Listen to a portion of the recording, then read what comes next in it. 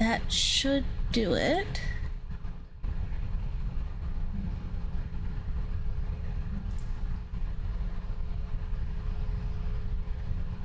Why is this so low?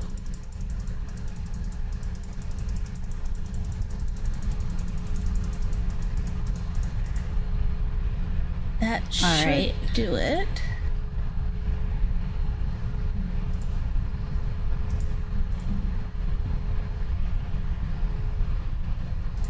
Why is this so low?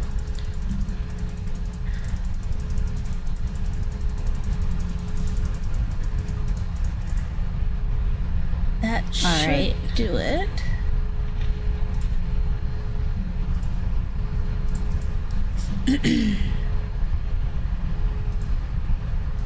Why is this so low?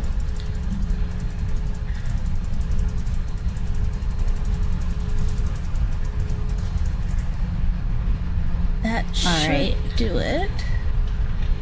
And my volume is up.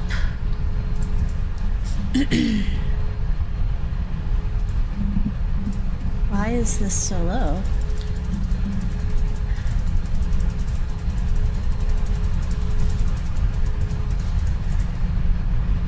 That should do it. And my volume is up.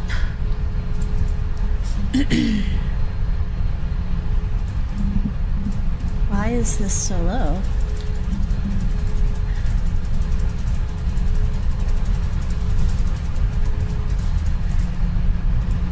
That should do it. And my volume is up. Alright, that should all be correct. Why is this so low?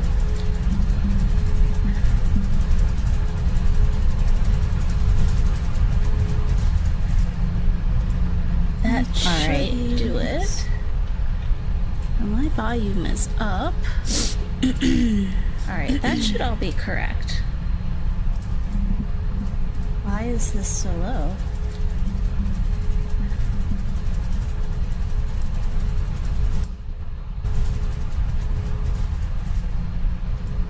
That should do it. And my volume is up. Alright, that should all be correct. I'm sorry that this like keeps happening.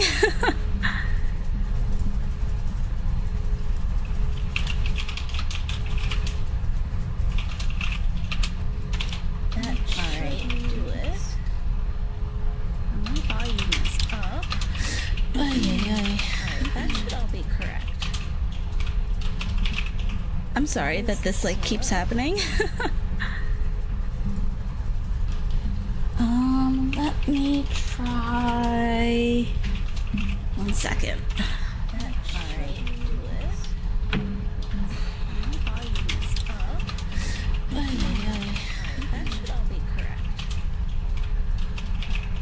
I'm sorry that this like keeps happening.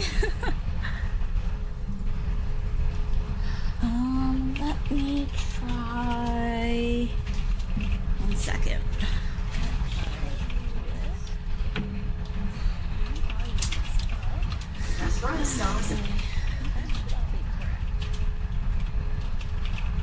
I'm sorry that this like keeps happening. Let me try 1 second.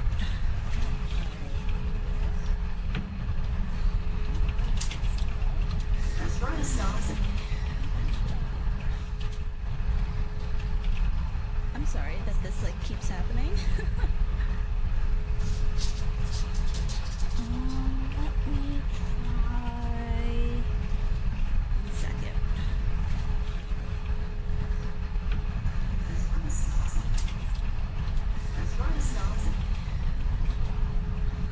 Okay, so I can hear it on the TV. So I hope sounds okay for you guys.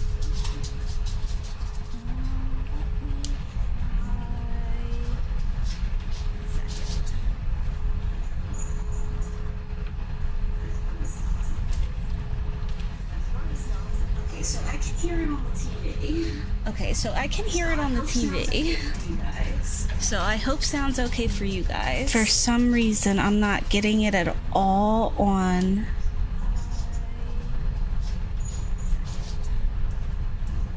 my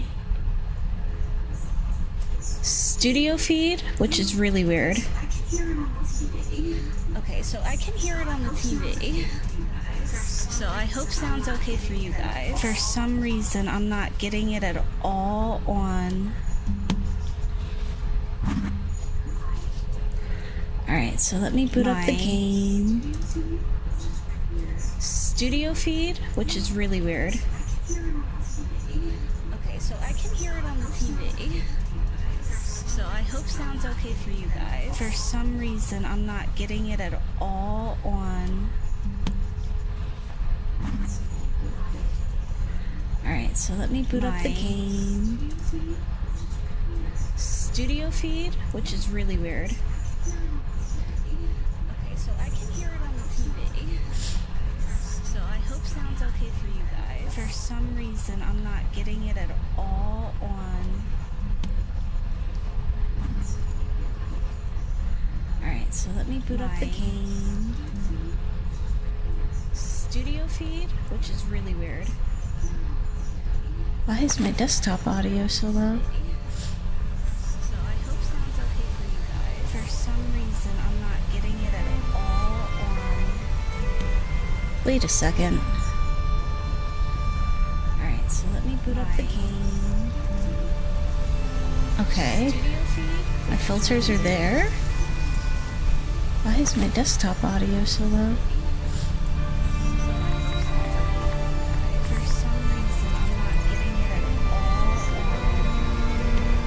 Wait a second. Alright, so let me boot up the game. Okay. My filters are there. Why is my desktop audio so low? Let's do game. What did I wait a second. Alright, so let me boot up the game. So okay, my filters are there. Why is my desktop audio so low? Let's do game. What did I wait a second.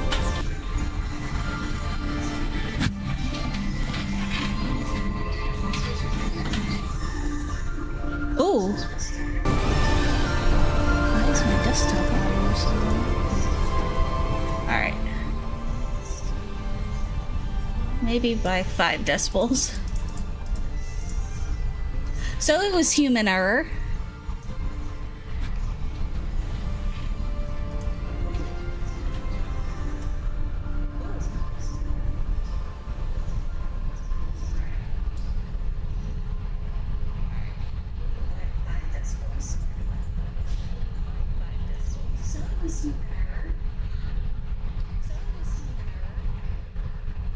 I had plugged the wrong jack into my computer, so there's that. That's why I couldn't hear anything.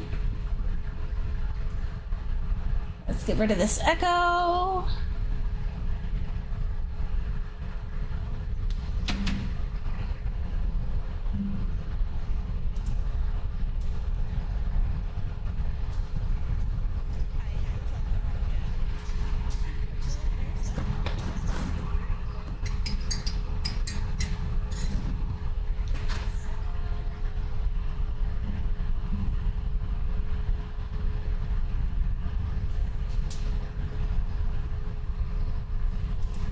Let me just...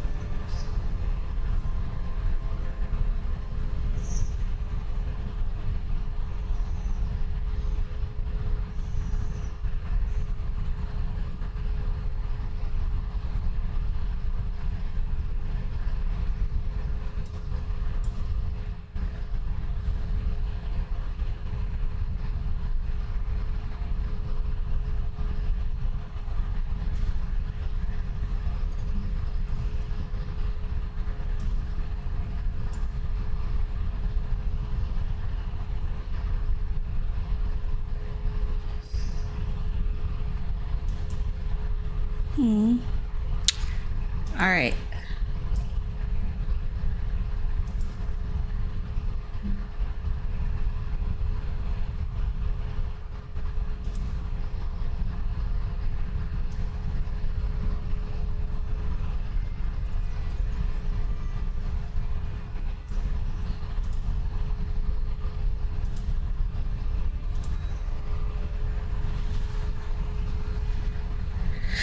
Alright, so if the game volume is a little low, just let me know. I know I'm like a hot mess right now with the volume and everything. I'm really, really sorry, guys.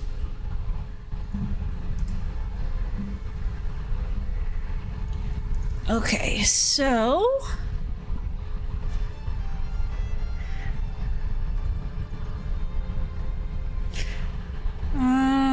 let's get over here. I am going to move me onto this side of the screen.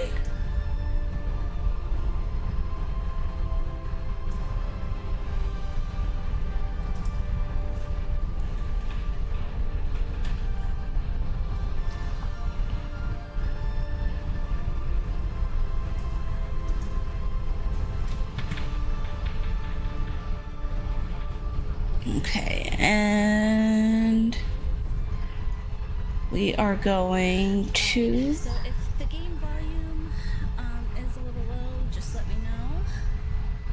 I know I'm like a hot mess right now with the volume and everything. I'm really, really sorry, guys.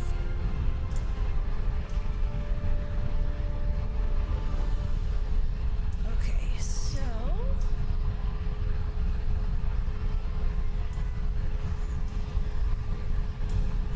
Alright, that should be better. Get over here. I am going to move me onto this side of the screen.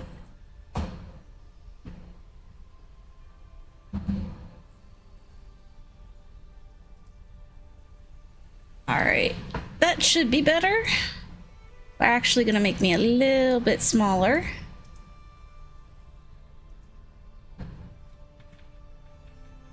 Let's see if my frame will cooperate. Okay, and we are going to...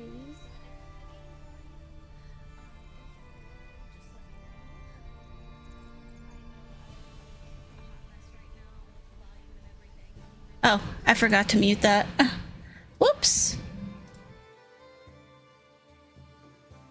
Telling you guys, hot mess. It's been a while since I streamed. So I apologize. Let me move it.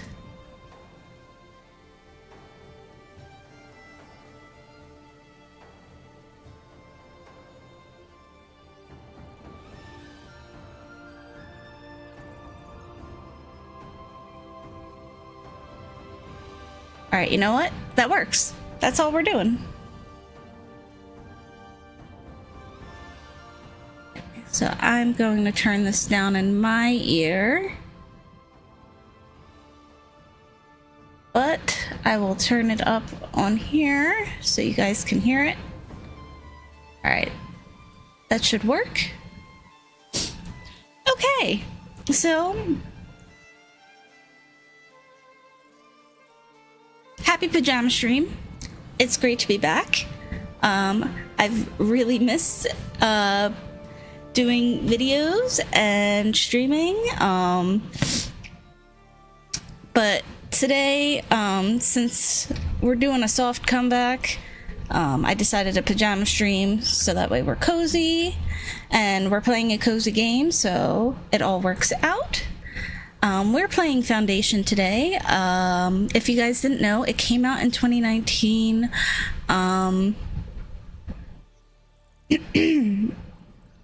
In early access, and I didn't hear about it until I'm gonna say December. So I was playing in early access then, but then it came out of early access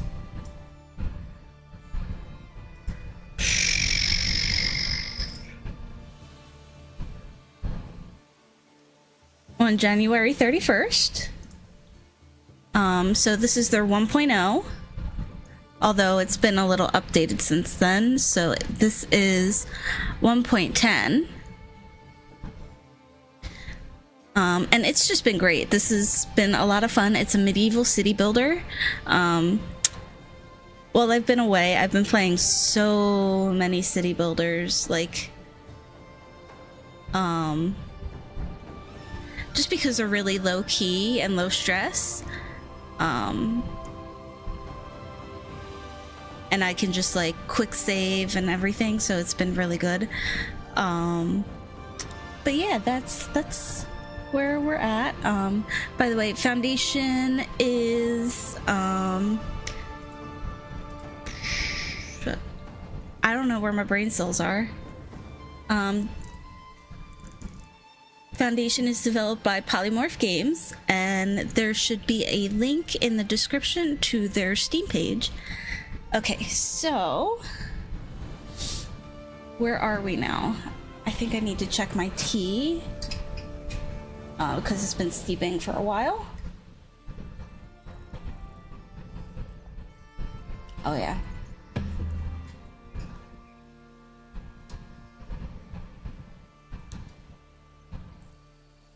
My tea has lavender in it, so I can't like let it over steep. Otherwise it gets soapy. Okay. So, I was thinking of going creative mode, but I felt like we should play with like some stakes today. So, we're gonna start a new game.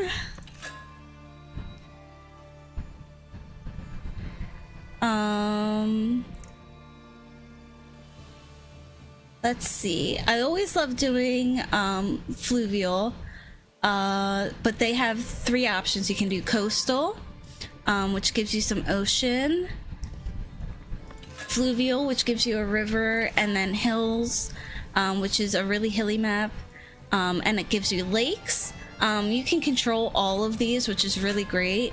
And if you kind of want it to be randomized, you can just do the randomize all, or you can randomize the seeds. So like, say you like kind of how this is looking, but you want to see it in a kind of different layout, you can just adjust. But I want to randomize all of these. Let's see what we get here. And what I'll do is, once we decide on one, I will stick the seed in a comment. And once the stream is over, I'll pin the comment, so that way you guys know the seed. I really like something hilly with maybe a promontory.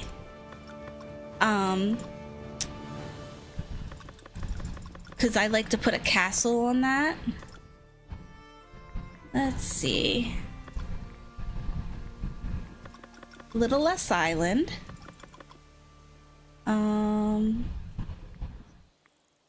We can have it hilly. I don't mind hills. Slope just kind of brings down how steep the hills are. Okay, let's randomize that.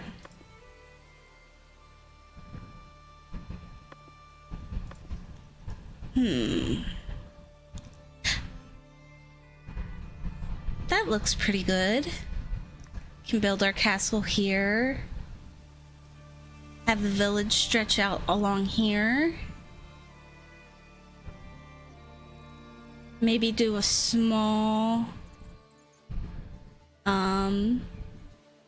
monastery here.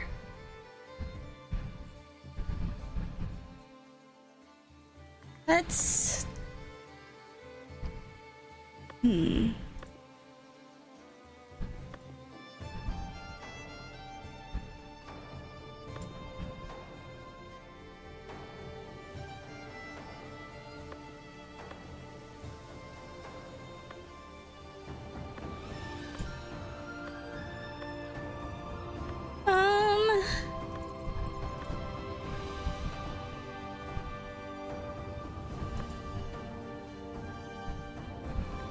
This is very wavy. Actually, give me a little more river, because I like the little the little almost bay-like areas.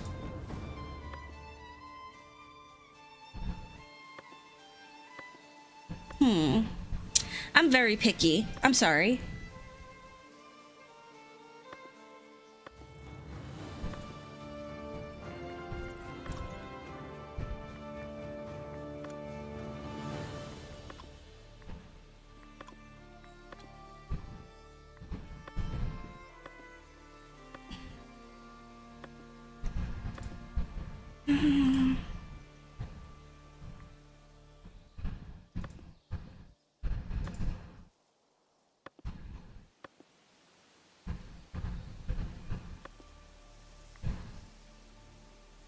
And if you like want to go back one, you can always go back.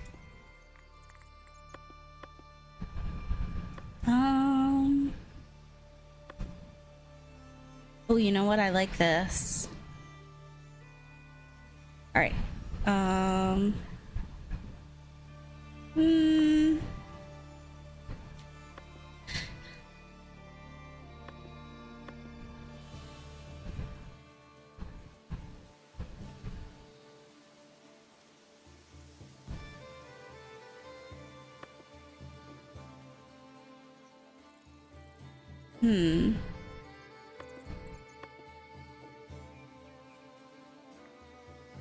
You know what? Let me just randomize it all.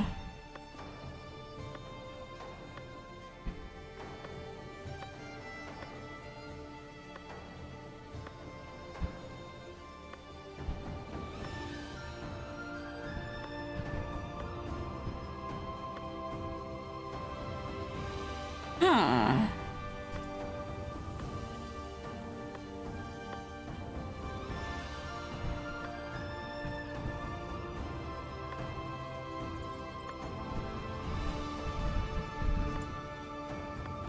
I'm kind of like picky about the river's placement, because like if it's like off to a corner, or it cuts off some of the land, and I feel like you can't really build on both sides of the river that way. Like this feels like not enough land to like really establish anything. So to me, it kind of defeats the purpose of the river.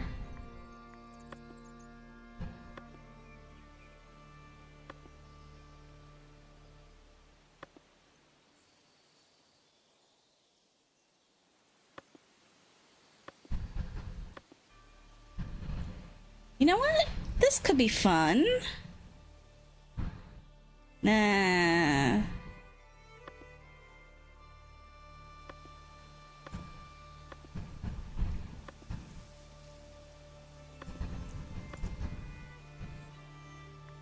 You know what? Let's see what Coastal has. Oh boy.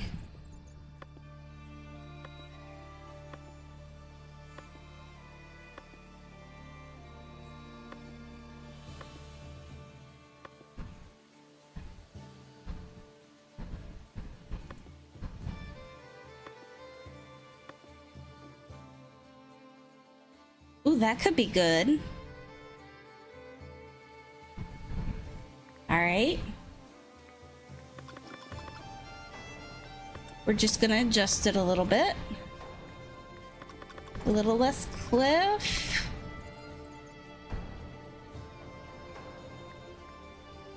The island is fine. I like the bay area because you can put fishing there.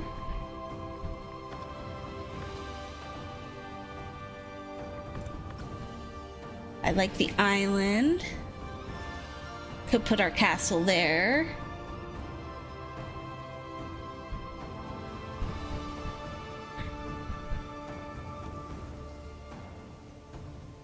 And establish our area here. Maybe do farming up on this way.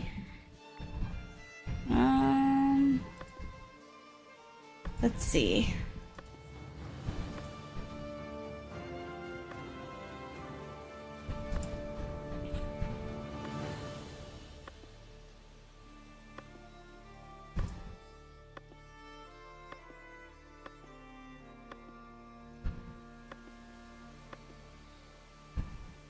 You know what?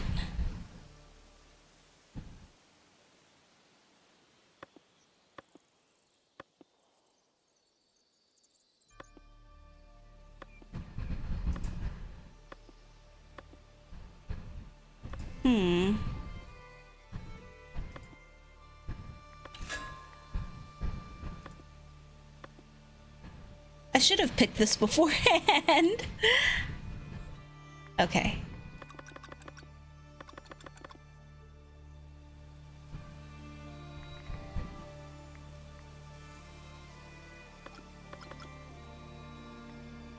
Hey.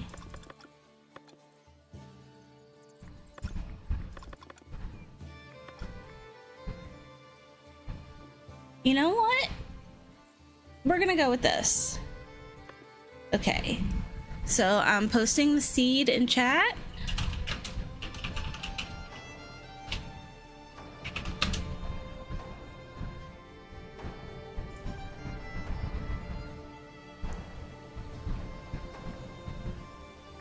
Alright, now to select roles. So we're gonna go casual. Let me see here. And you can adjust these, but it'll go to custom. And I don't know how many of you guys have played this before, but you know what, we're gonna do... No, I'm not gonna do the tutorial. No. I don't like the cosmetic construction on, because like, for me, it kind of defeats the purpose of builder's huts. Unless you want them to clear areas. Optional events. Okay.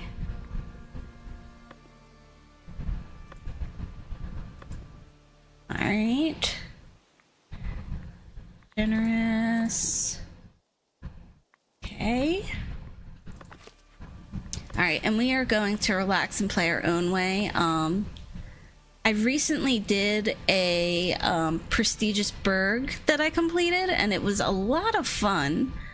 And maybe at some point in the future we'll do a priory or a stronghold, but for our first playthrough together we'll do a relaxed play, so that way we can build a little bit of everything.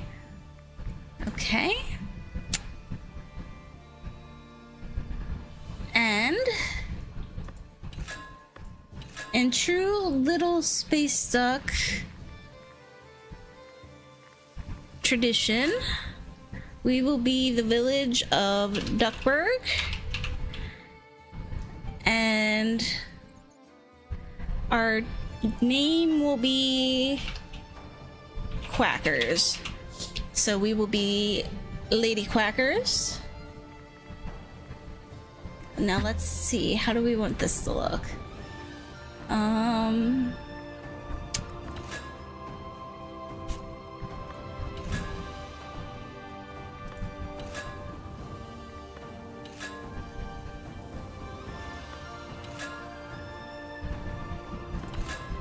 Let's do a little purple. Do we want like purple? I like purple.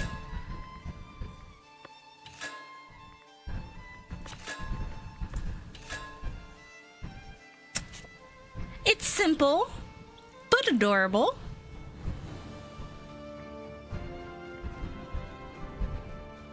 All right, let's start it.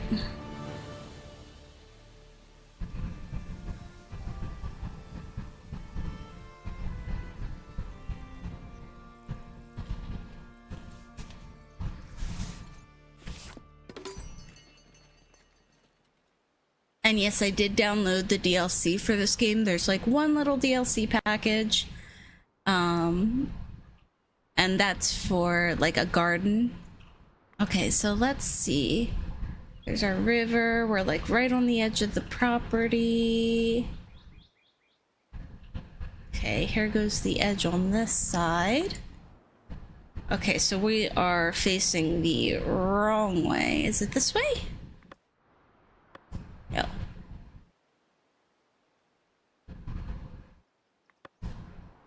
Okay, this is the upper left corner.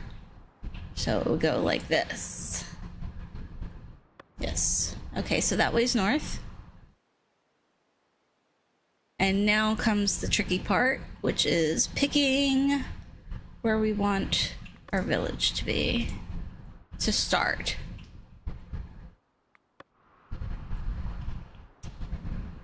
Okay, there is our promontory. It's pretty roomy for a castle.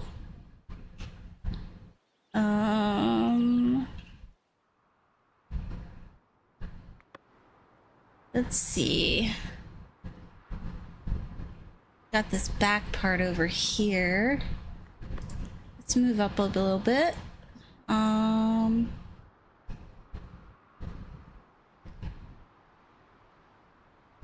Maybe we'll start...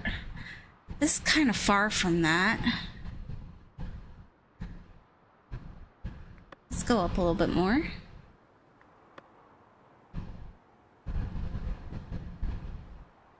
Because, like, there's a delicate balance in this game between, like,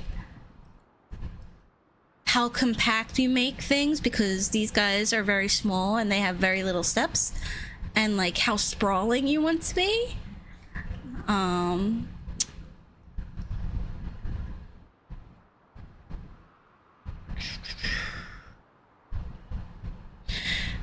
Let's see.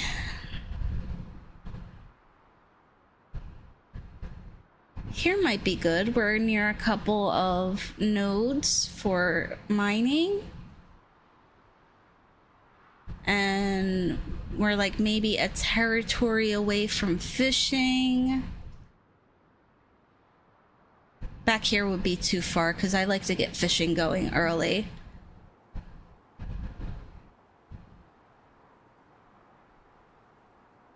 So... yeah, we're gonna go with this one. Which is going to be... this property right here. And now, first thing we do is place our village center. So how do we want to lay this out?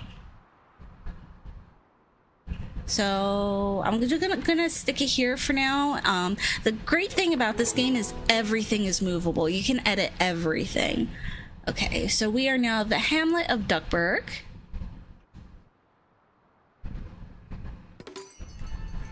We got new buildings available.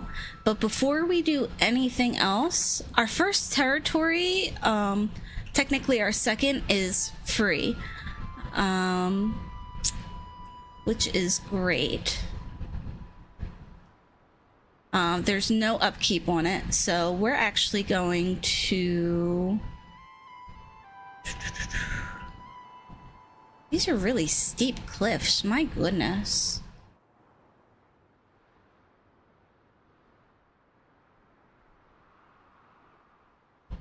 I'm trying to think space.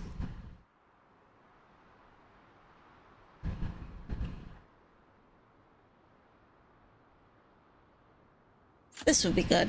Okay. Because we need places to put our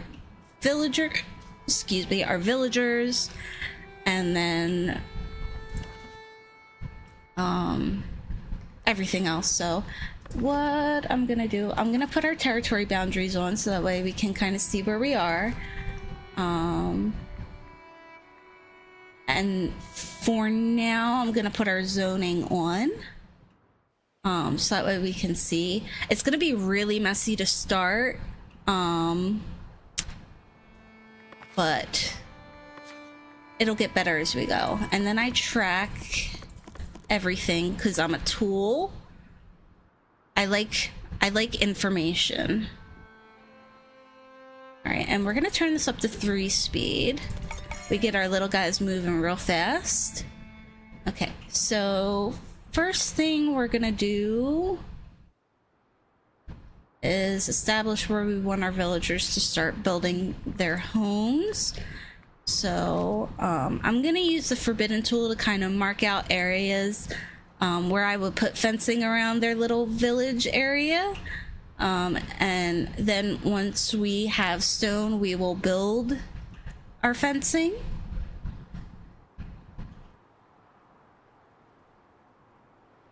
So let's say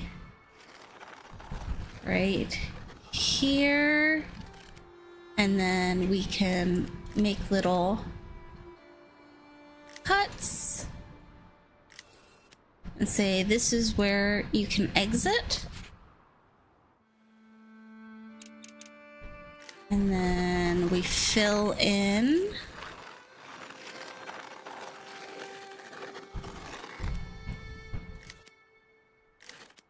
All right, so we've got our homes going there. And then the next thing we want to establish is our builder's workshop, which we will put over here. So if you haven't played, the easiest way to place things, if you hold down the Alt button, it gives you free rotation. You can also place something down and then rotate it by hand. So that's good. All right, and we are going to assign our builders.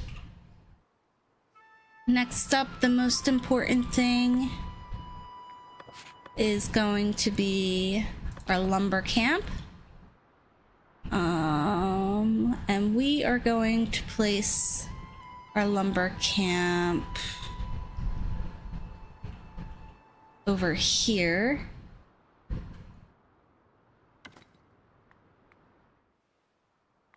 Just for now. I think I'm gonna end up moving it.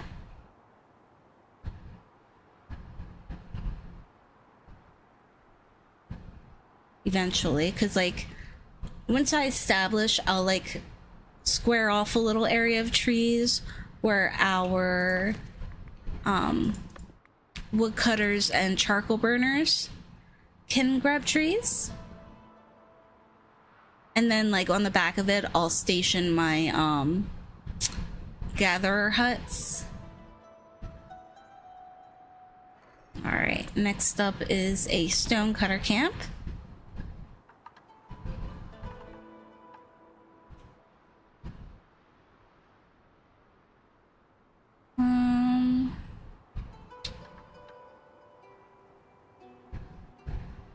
I'm only gonna put it this close because it's right there. I'm hoping that this will end up having some stone so that way we can get rid of this. At least one stone node. There's 3 here, so we may get lucky.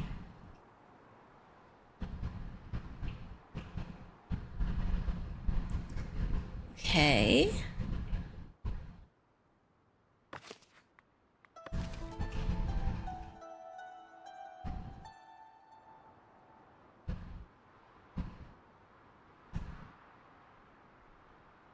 And we got 1, 2, 3, 4, 5, 6 homes here. So the homes start out as 2 occupants, and then when you get to light fortification, they go up to 6 occupants, and heavy fortification homes allow you to have 10 occupants. But we'll get there along the way. So we have 13 people, so that's 2, 4, 6, 8, 10, 12. Yeah, housing is insufficient. Which means we'll just expand this way a little bit.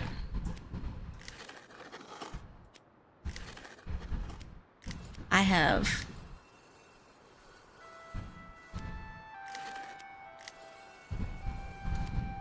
oh man, I can't draw a straight line today. I was doing good earlier. I don't know what happened. All right, there we go.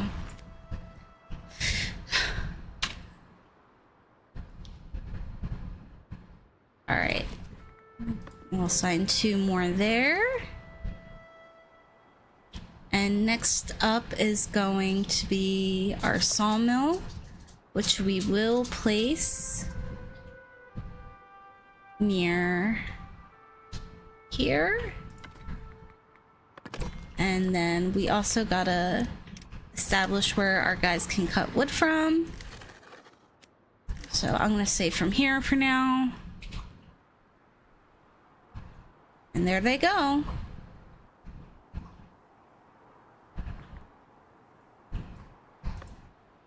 Okay, so we got that, and now our gathering hut. We'll go over here because we got some berries right here.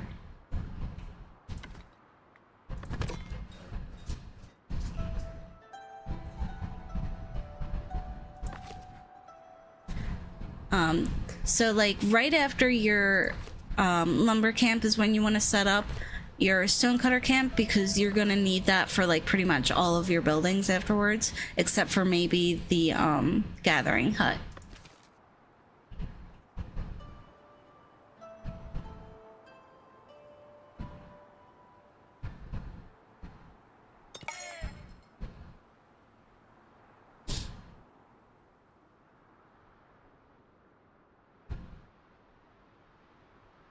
Now let's check our progression tab. So when it comes to generating money, one of the very first things you want to be able to do is establish your manor house, so that way you can get your tax office going. So we're going to pay 25 to unlock that. And we are going to unlock our village fences. And our warehouse.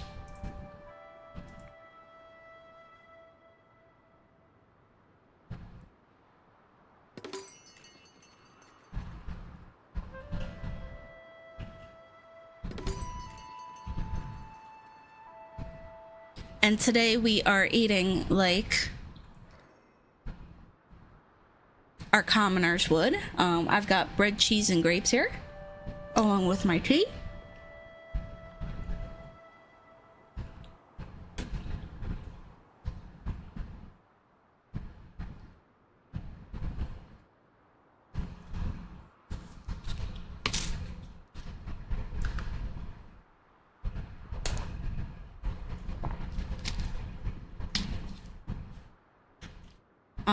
So as these guys go, let me give you guys a little rundown of what's going on up here. This is our coins. It tells you how much we have in our coffers. This tells us how much we're gaining and losing. This is our current resources, what we have on hand. So it's useful to track up here, but I also like to track stuff down here so I can see where things are moving, and it's good to know what areas are low in supplies, especially when it comes to food, because like you can see up here that you'll have like 1,000 berries, but like you might have one area that's like getting nothing because all of your transporters are taking from the granary there.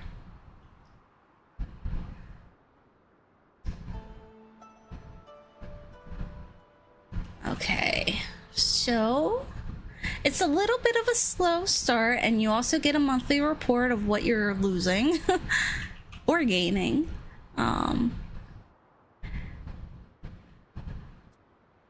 So next up, we're gonna build our well.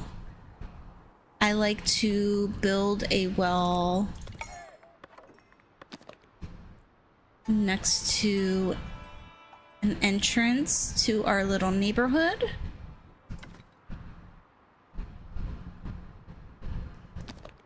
We're actually gonna put it here.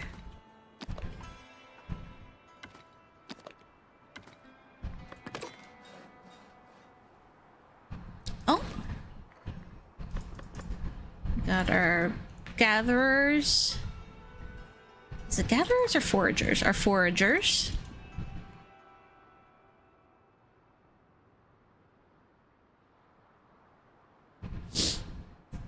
And there they go. once we have a few more people, we'll be establishing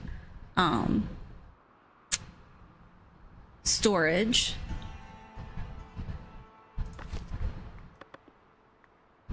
Okay, all right, let's go back to an explanation up here. This tells us how many people we have in our village, how happy they are. We're not very happy right now.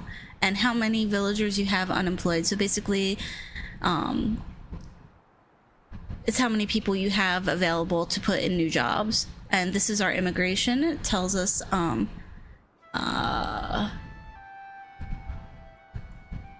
fast people are coming in. And you can also disable immigration if you like get to a population that you're happy with.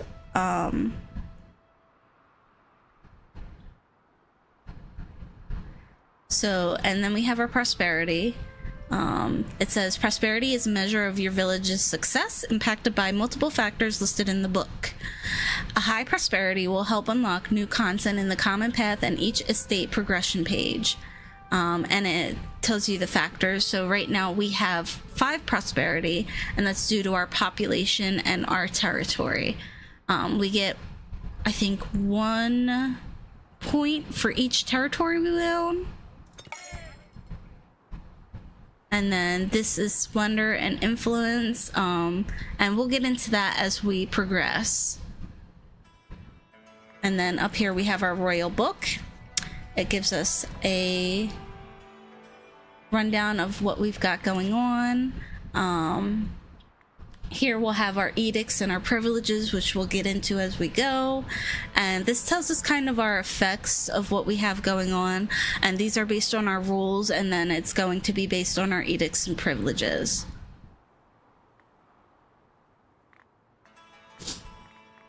And then we have our trade routes, which we can't unlock anything yet because we are poor. And this is also why you need to establish storage quickly, because people who come into trade will not take directly from, say, a sawmill. They have to take from a storage facility. And then this is our resources. It tells us how much we have of something, and this is where we control our trade from. Our villagers, we have 2 people that are upset because they don't have homes. This is our buildings. It tells us how many people we have here. And then our budget, and then our logs, which, you know, our housing is insufficient. All right, let's see here. Advice: collecting taxes. The villagers were concerned they might not have enough coins to develop a prosperous village. After much deliberation, they decided to build a tax office and contribute by sharing some of their earnings through a house tax. Every villager will contribute. All right, and this is basically going to give us a little mission here. And it's going to say we have to build a manor house that has a tax office. This is an optional thing where our tax office has a minor manor tower, and then we have to assign the tax collector, increase taxation, and have a monthly profit of more than 10 coins. Okay, so more people to not have homes. I think we're gonna establish our second homing area right. Oh my goodness. Okay, so this might help.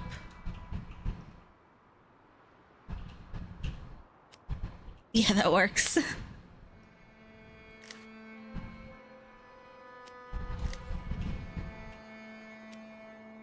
Okay, and then we'll do an exit here and here.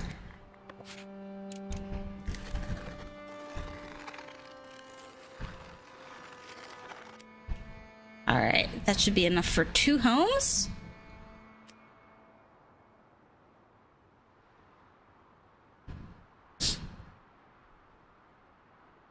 Now, after we've got these things established, the next thing would be... Oh, I can't do my stonemason hut yet. Okay. Now, the manor house. We can start establishing this. Or do I want to buy another territory first? I think we're gonna buy another territory first. Territories generally cost 100 coins, and they have a small upkeep price depending on which rules you play with.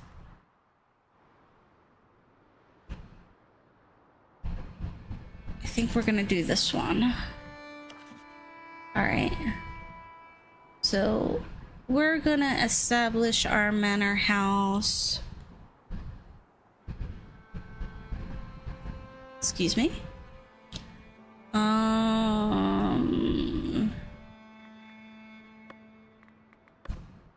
For now, we will put it here. And again, we're probably gonna move it eventually. So you can size that up a little bit. And you also want to be mindful because right now we have a limited amount of tools, and these bigger buildings take tools. And, you know, be mindful that the bigger you make something, the more materials it's going to cost. Okay, so that is our manor, our Great Hall. And now we're going to add a tax office.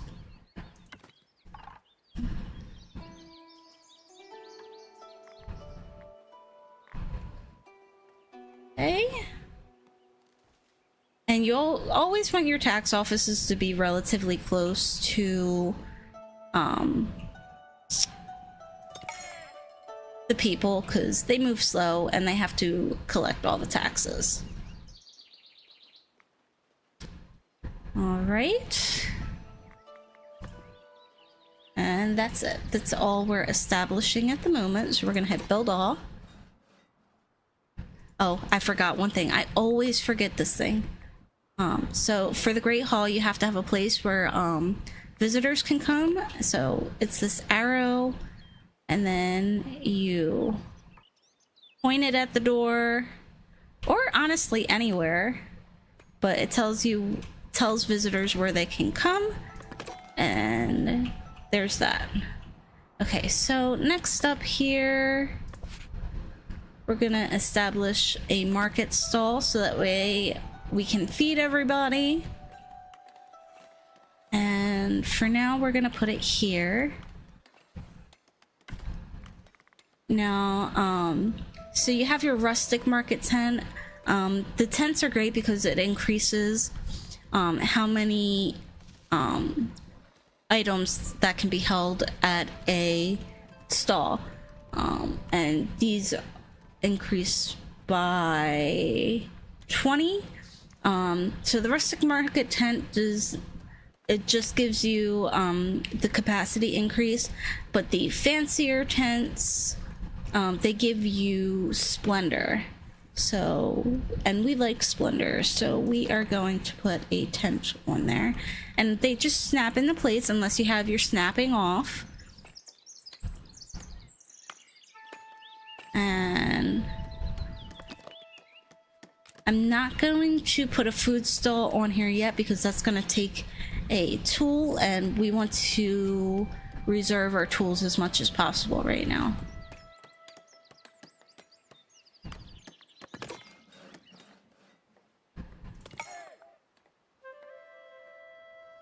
Alright, we're up to 19 people. 2, 4, 6, 8, 10, 12, 14, 16, 18. Okay. That's the other thing about starting to establish. In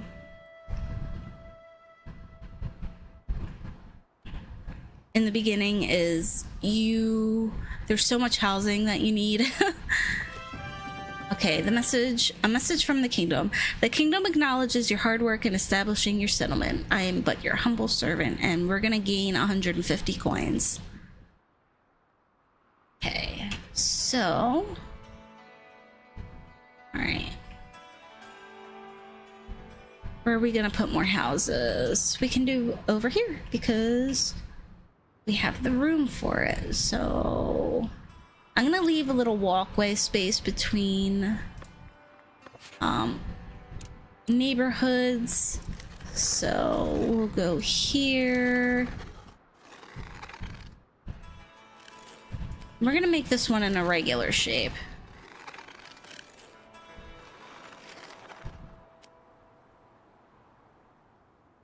Now, if you really wanted to min-max your space, if you start at the smallest size,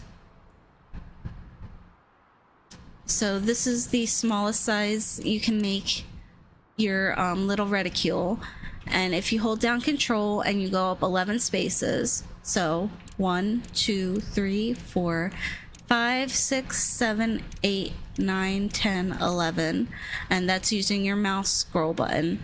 This is the exact size for one house to fit in. So I'll show you guys here. So we can establish one house right here, and you'll see they've made the space for it. If you go this way, you can really min-max your spacing. And I've done that before. I did that with my prestigious burg, and it's okay, but I also like kind of the more organic way that they start laying out their houses as well. So we are just gonna color it in and let them have at it.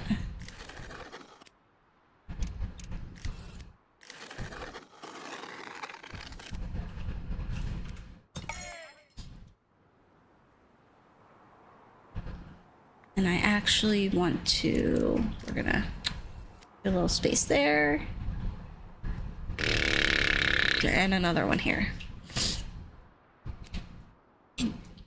Alright, so we're just waiting for them to finish this, but we can start establishing that. And since our berry hut is right here, though, they don't have to go far to stock the stall. Alright. Let us put our tax collector in. All right, so now we can go up here to our royal book, and there's now a taxation tab, and we can increase our taxes. So we get up to 6 coins per serf. Everybody starts out as a serf, and then as you progress, they can become commoners and then citizens. And they do certain jobs better, like tax collector, it says, is best suited to a citizen. It doesn't mean she has to be a citizen to do this job, but she doesn't do it as well as she could, and it tells you the current productivity. So as a serf, she does the job only 25% as well as she could if she were a citizen, which means she's going to be slower because she's a serf.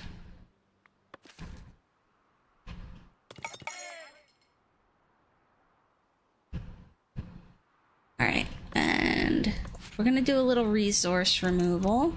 We're gonna get rid of these trees here.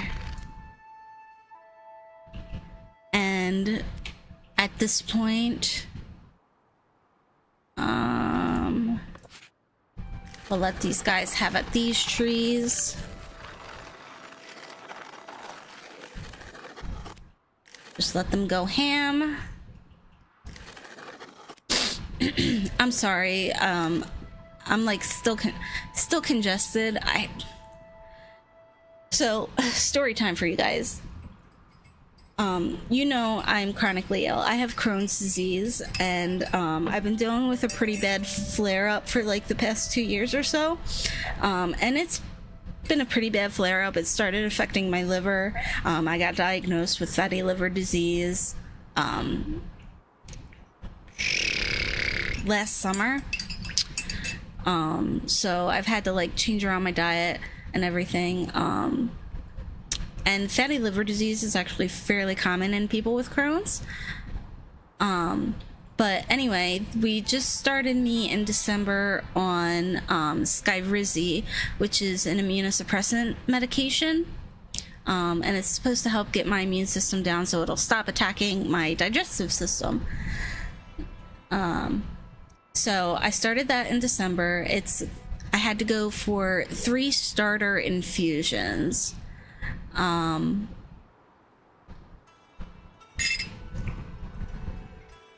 That were each 4 weeks apart. So I had one in December, and then mid-January, and then my third one was in February. And last week I did my first at-home injection.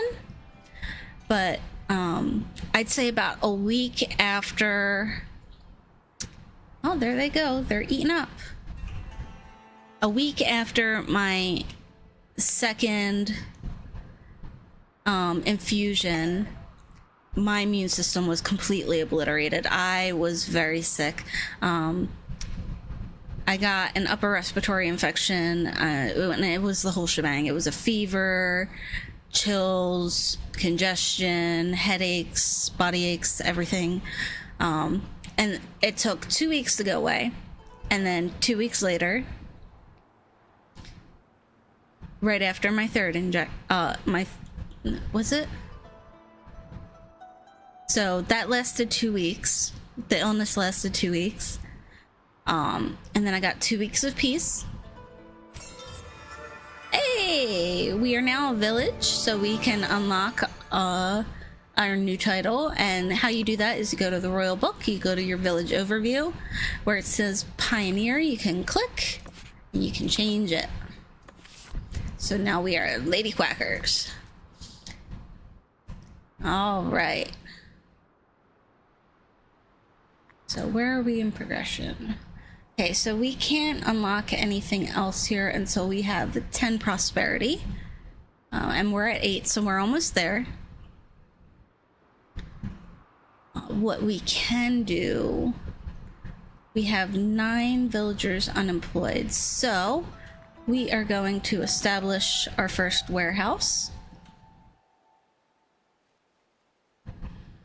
And we are going to put it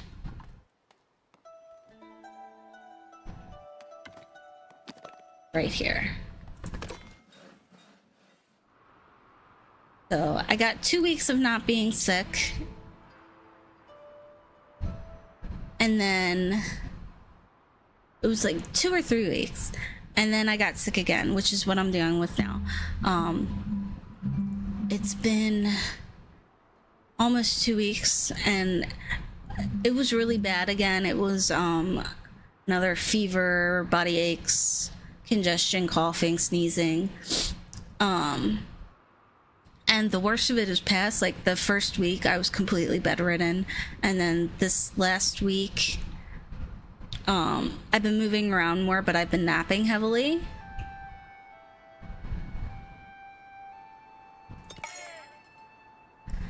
But I'm still like a little congested, and I can't like shake the sore throat. I want to change the color of this. So if you go down here, you can change the color. It costs nothing. So I like to make my roofs blue. Alright, we've got our transporters. So we're gonna do 1 wood, and then tools. Now, once we have enough planks, we can establish our first trade route, and that is going to be in our royal book, our trade routes. So we can unlock our first trade route.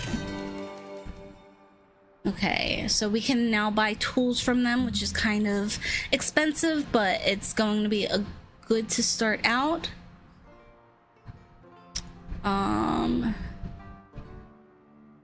And then we can sell planks to them. Oh, and we just got to 13 prosperity, which means we can come into our progression tab. We're gonna unlock our stonemason hut. And we are going to unlock... So these are 50 coins, so you have to kind of be mindful.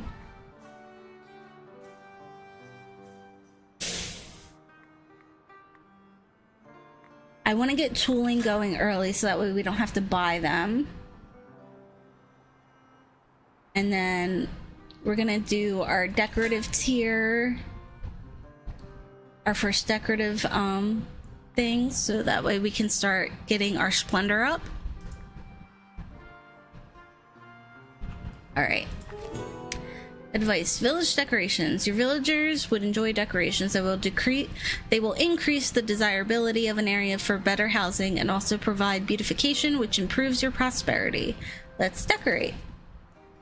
And then over here, advice: improving lumber camps. Your woodcutters can't keep up with the demand. Exhausted, they plead for more villagers to help. They also suggested recruiting a forester as it would ensure ample forests in the future. We need more wood. Okay, so usually I just kind of skip those two, and I do it on my own time. But since this is our first playthrough together, we'll do it all together. All right, meeting the elders. The elders, the much respected leading men and women among the region's laborers, heard of your village and wished to make themselves useful to your people. They brought welcoming gifts, mainly tools, to ease your villagers' lot, then pledged their assistance. Your support is much appreciated. And they're gonna give us 15 labor influence coins and 15 tools. All right. So these are our first beautification things. All right, and I think we're doing good. So yeah, I've just been struggling to shake this cold.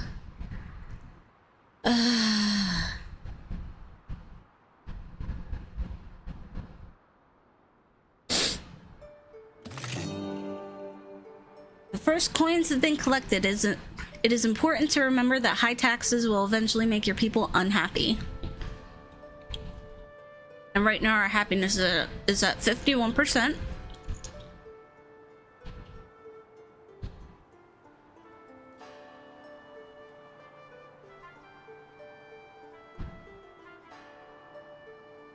All right, we got some new villagers incoming.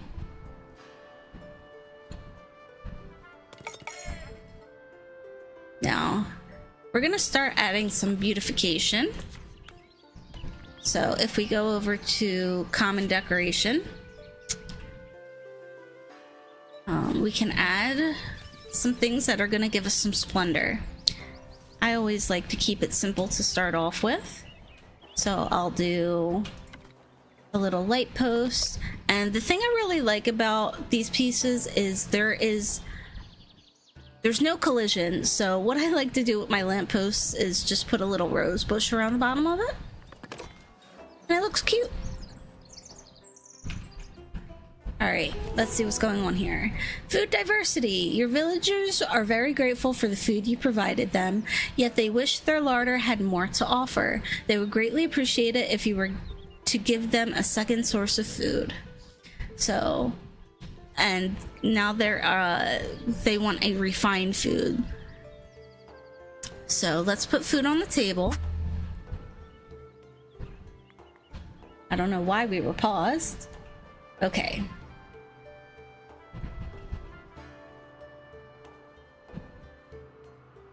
So at this point, we are going to take care of this little mission. We are going to go to our common decoration. We're going to put down a rose bush. Now, once you see a house lighting up, that means it's providing beautification, which means once you were to upgrade your serfs to a commoner, commoners live in houses with beautification. All right, so we've got a rose bush, now a terracotta bench.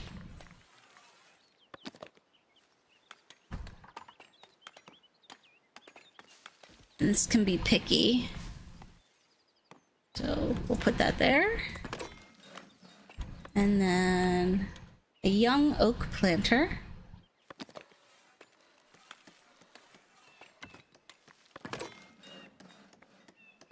a road sign.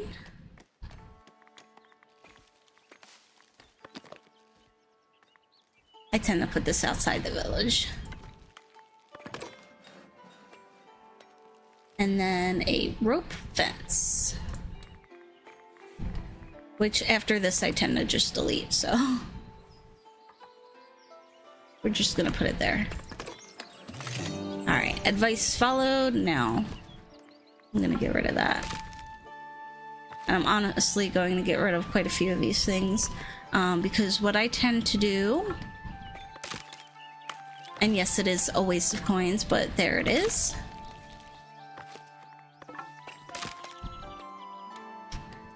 What I tend to plant is the terracotta beach planters, which cost a little more, but I can place them further away from the buildings. And that's what we're gonna do. Just 3 houses right now. Alright, what's going on here? Advice. Levy funds. Your treasury appears to be low these days. As the leader of this village, you have the authority to collect funds from your villagers. However, contributions will be reluctant. Levies should only be used in urgent situations, as they can significantly decrease your villagers' happiness over several weeks. Alright, let's ask the villagers for coins. So we're gonna go up here to mandates, and we are going to discuss a levy. It has to be done. So they're gonna have a negative 30% happiness for a little while, and we're gonna get 81 coins. And then we can do that every week. But I wouldn't recommend it. Generally, that's why you want to establish your tax office early.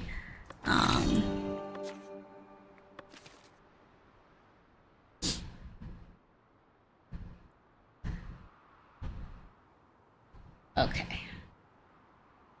But we do have more coins, so we're gonna get this improving lumber camps thing out of the way. We're gonna go to the progression tab. Lumber camp improvements, we're gonna unlock that.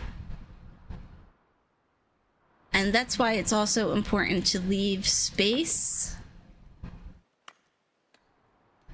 between your lumber camp and anything else. So I'm also going to build a forester camp. So let's do that.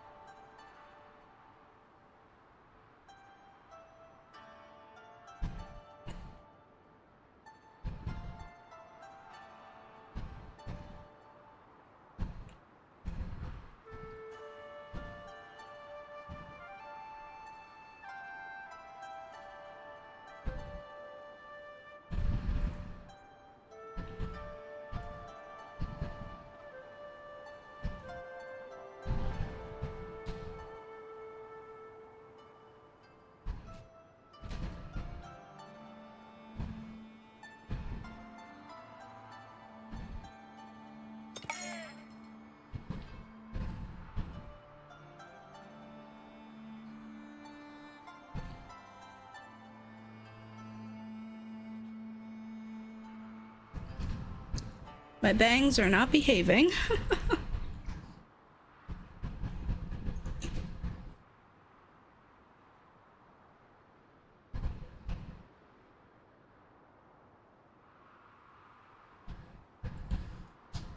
All right.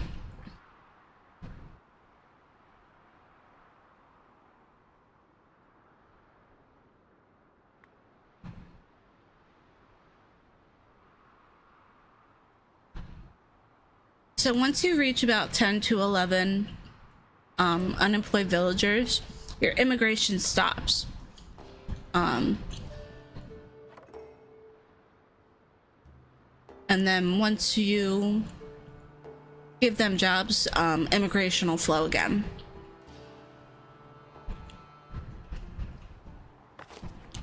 So we're gonna paint our reforestation area.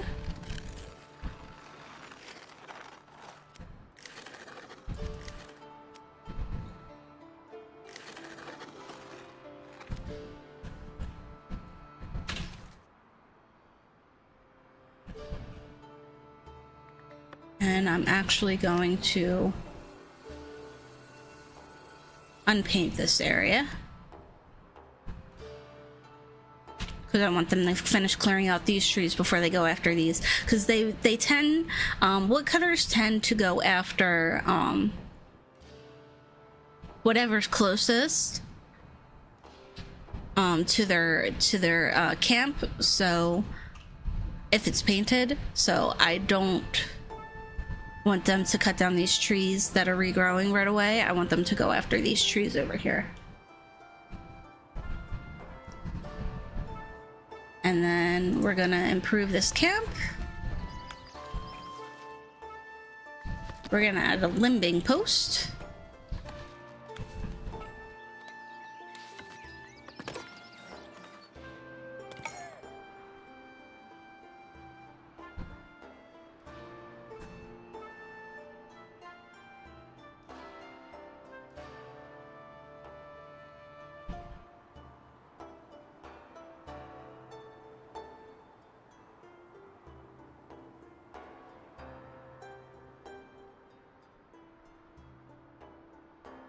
Housing insufficient again.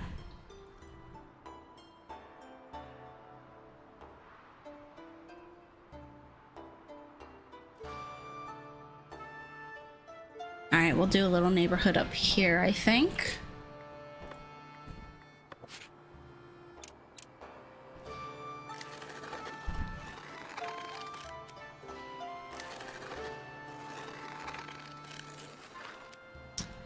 Now, you don't have to do it this way with the forbidden zones. I just like to do it because it's easier to control the traffic, so you don't have 1,000 different pathways from all the houses.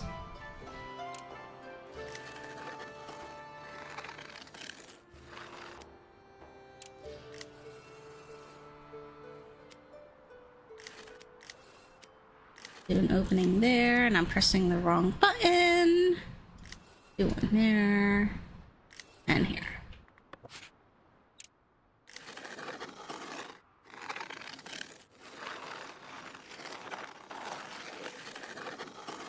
All right.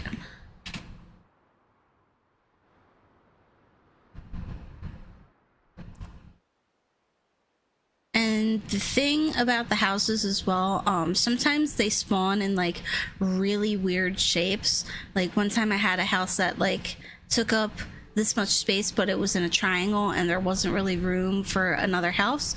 So you can just click on a house and destroy it and force them to rebuild. And they'll rebuild.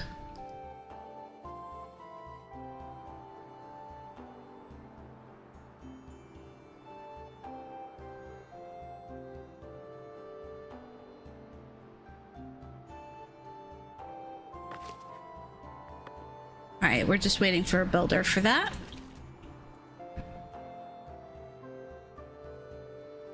And actually, since we have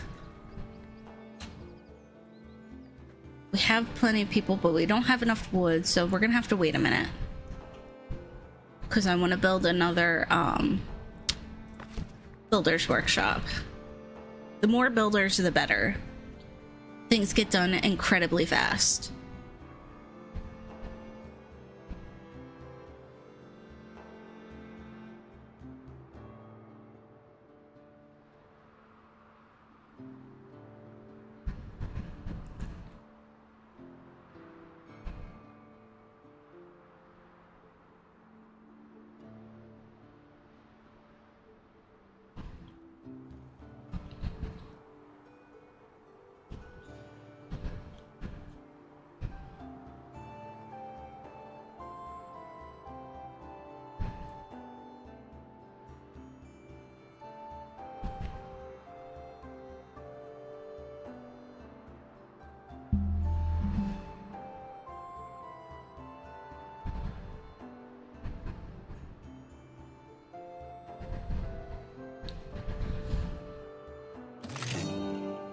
All right. That's not what I wanted. All right, we've got an extra worker, and if you were to go into your royal book and click on your villagers tab, you can actually click on their names, and you can rename them. You can rename everything.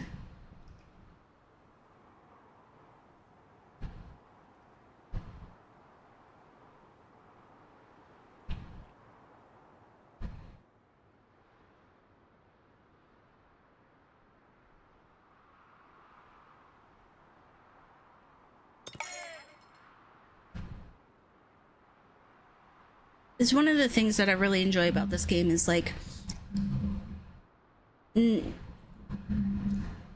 it's very customizable.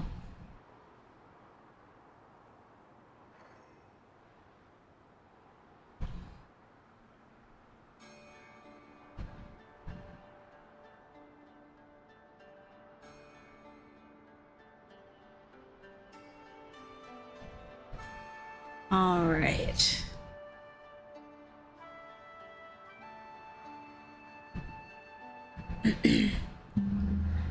So once we get a little more wood in our storage facility, we're gonna set up trading, but they keep on taking. So we're not gonna do that quite yet.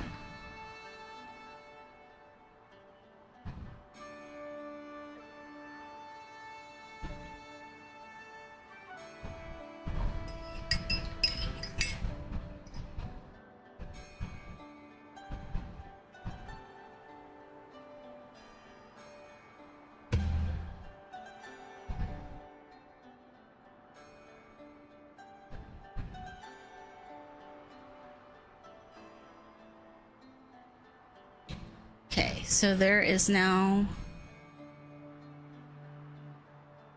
100 in storage, which is the max that you can do per storage slot. And then they can store up to 50, so they'll stop soon.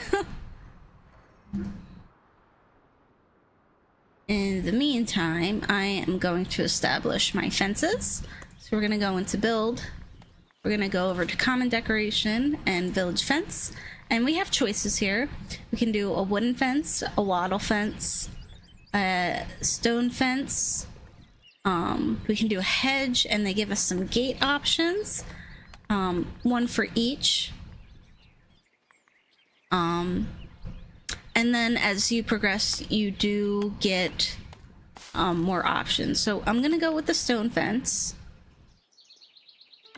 And we just draw it out.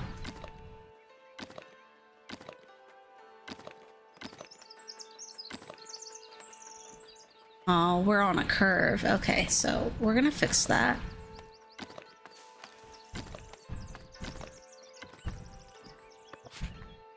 So they go straight. And now we're gonna come in and we're gonna delete these. And we're actually gonna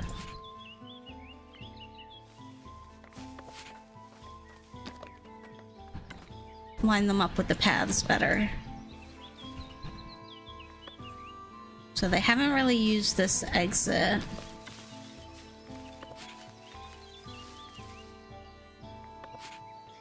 Okay. That's good.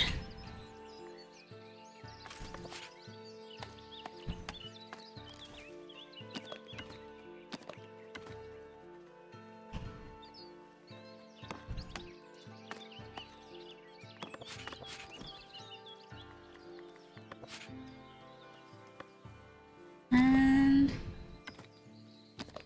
that should set it. It's gonna cost 53 to build, so they'll be hard at work. And now that I've established the fencing, we can get rid of the forbidden zone to also make sure that they can build the fence.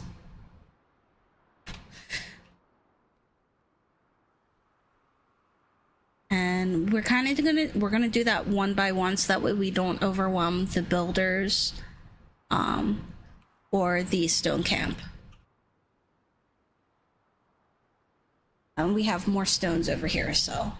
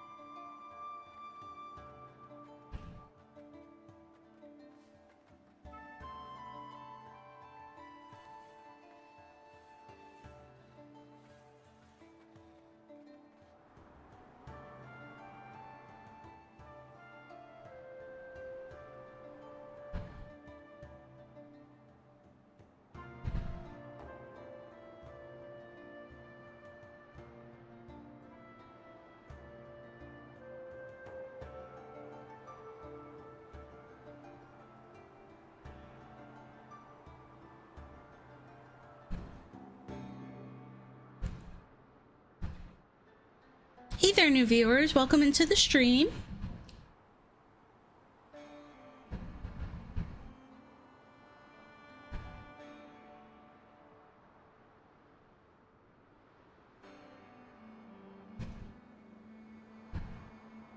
Come on, game. All right, there it goes. Sorry, that's just from me clicking into OBS and then out.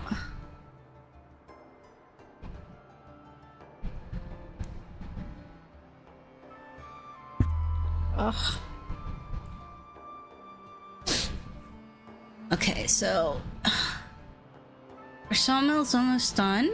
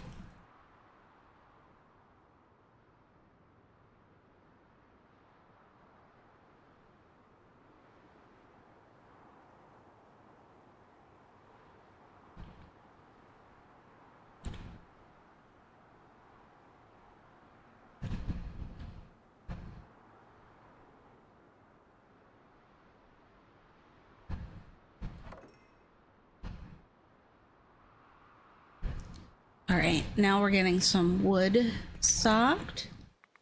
So we're gonna go logistics and another builder's workshop.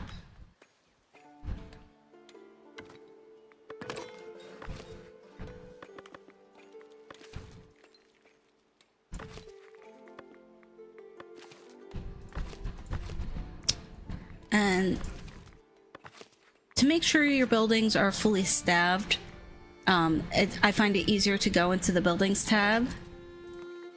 Make sure everybody, make sure all your places are working at full capacity. Especially in the beginning of the game when you're like kind of stretched thin and you don't,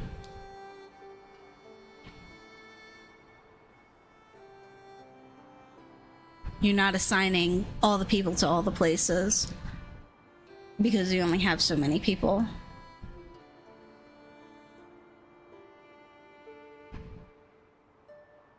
Alright, and now we are going to start trade on our planks. We have 150, so we are going to make sure that we always have 75 in stock, and then we're going to sell the rest.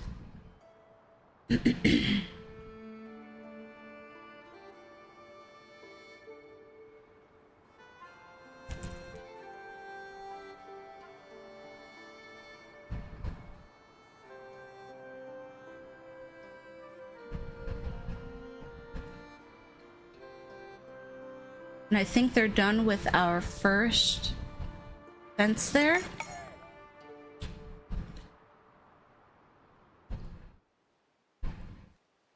So now we're going to build our second fence.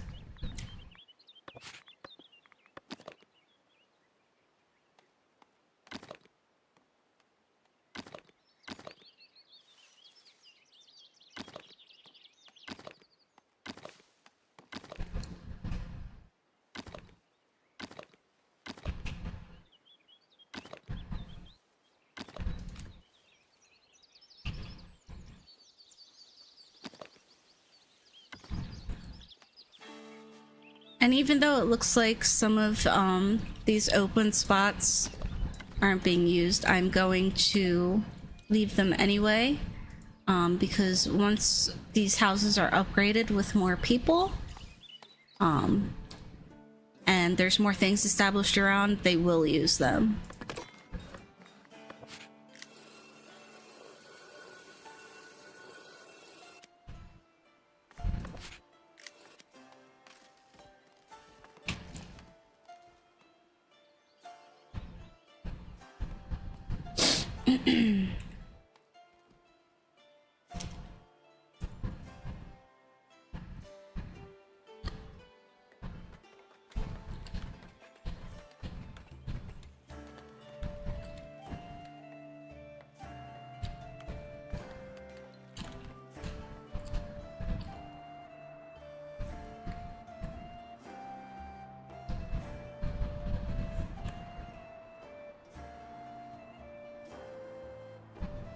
All right.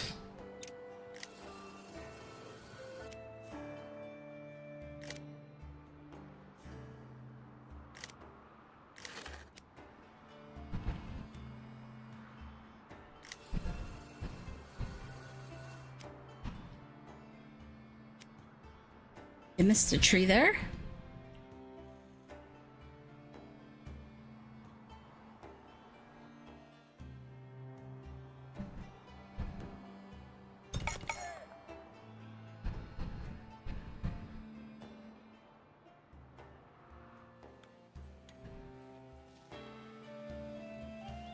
Look at our little guy go. He's working hard to build the fence.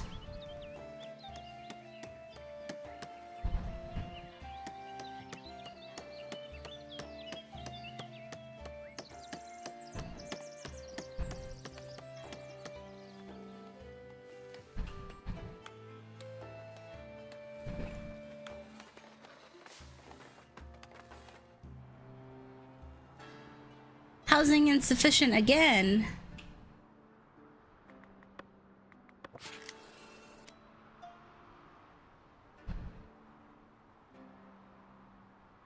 Yeah, they went off after that tree fast because it was closest to their camp. I'm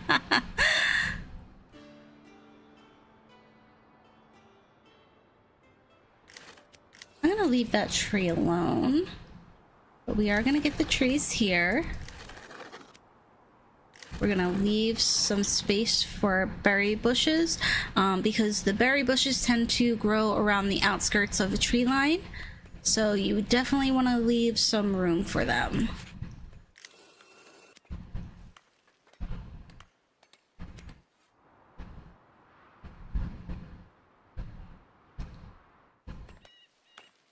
And that fence is done.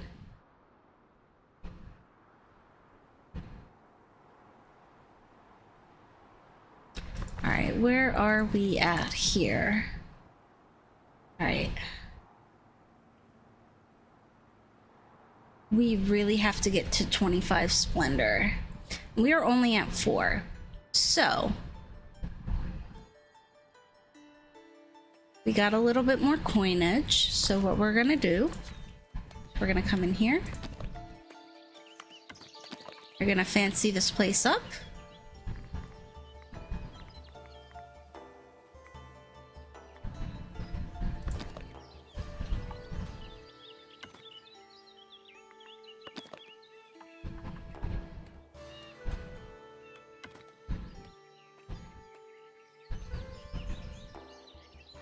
That's already plus 12 splendor.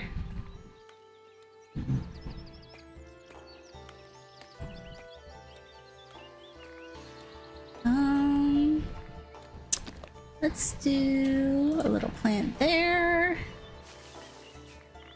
We haven't unlocked my favorite tree yet, which is the tall cypress tree.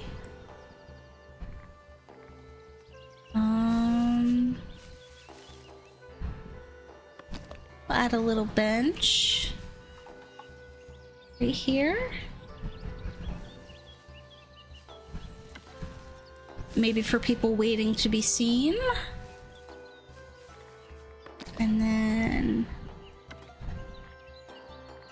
the prune hedges always get me. They look like little gumdrops.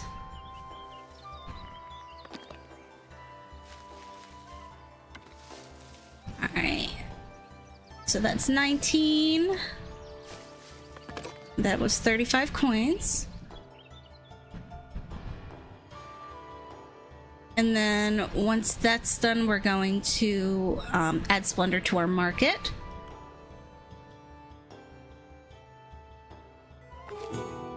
Earning influence. An isolated community of fishermen is looking for a kind-hearted builder.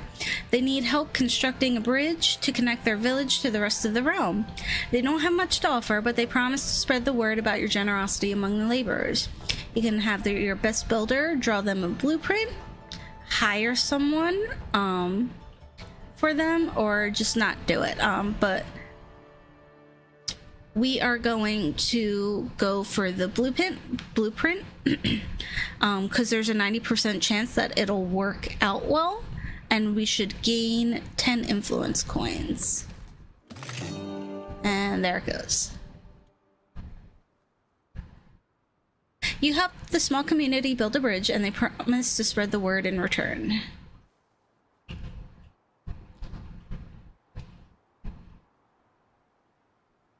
Alright, we are going to...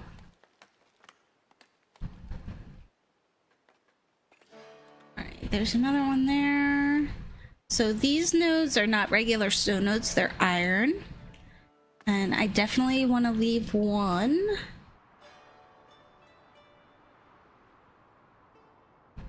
So we're gonna get rid of this one.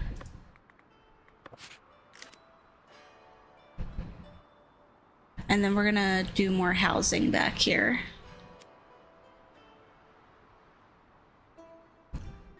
And in the meantime, we are going to build our fencing here.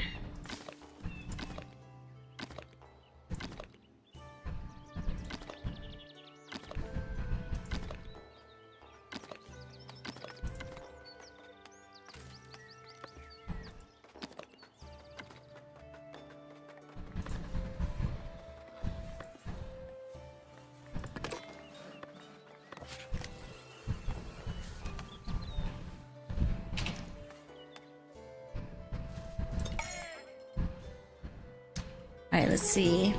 Advice: progressing with the estates. Your village has caught the interest of the estates of the realm. They anticipate splendid monuments, which will undoubtedly define the future of your people. So if we do, our manor houses will serve the laborers. We have to earn the approval of the laborers by building an impressive manor house. So we've already improved our manor house with a weather vane, and we have to our splendor for the labor state has to be 25 or more, so this is a labor splendor. And then our tier for estate labor is over or at 2. So we are going to do that because we're very close to having that done. Improving trades with Northbury. Thanks to your increasing trades, many folks are now looking to settle in Northbury. Yet the village struggles to feed the extra workforce and asks if you could send them much needed bread. Alright, so we are going to see to it. We haven't established our bread yet, but we will get there.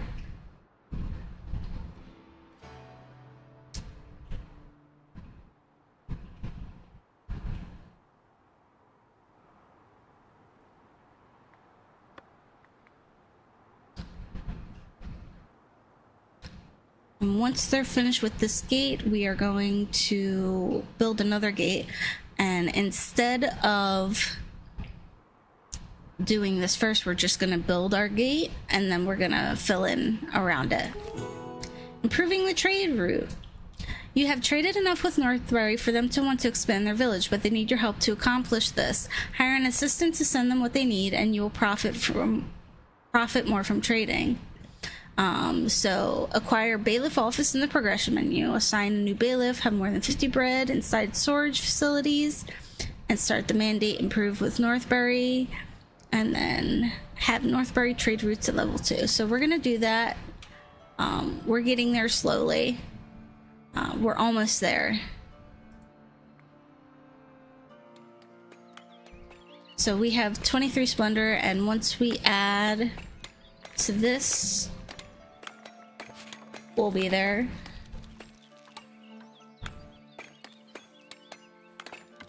Do that.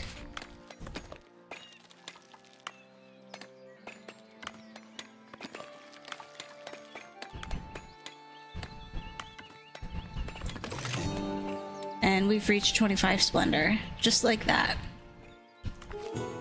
Advice: Nice, influencing others. The fishermen are thankful for the blueprint, as the bridge will help bring their community to the forefront. As thanks, I would like to trade a fair number of fish for some of your stones. Alright, we're gonna give them 25 stones, and they will give us 50 fish. And we gotta come over here and click confirm. You progress within the state. Earning further splendor and prosperity will allow you to unlock and construct additional buildings.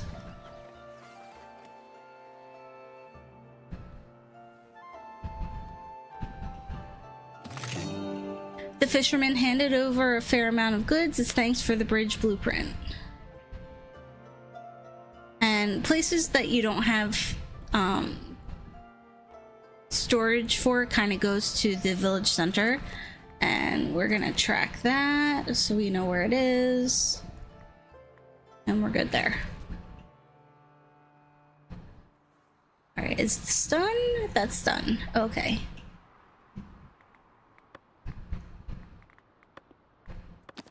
All right, here we go.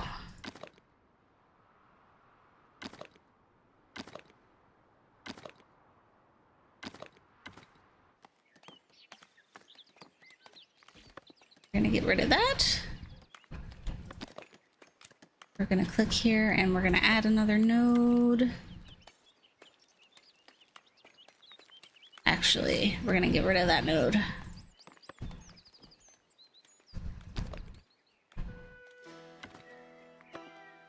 Gonna go there. We'll do another one back here.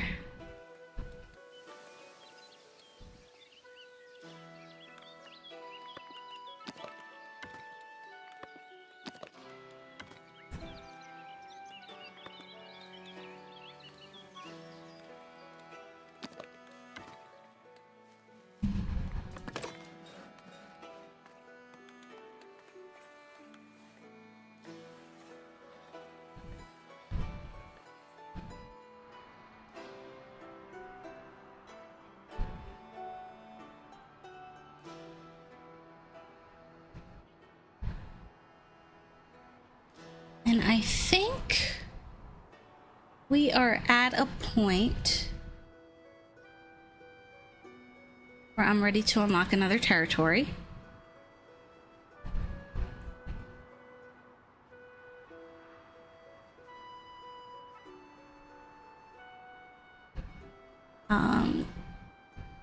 Let's unlock this one so we can start doing our mining soon.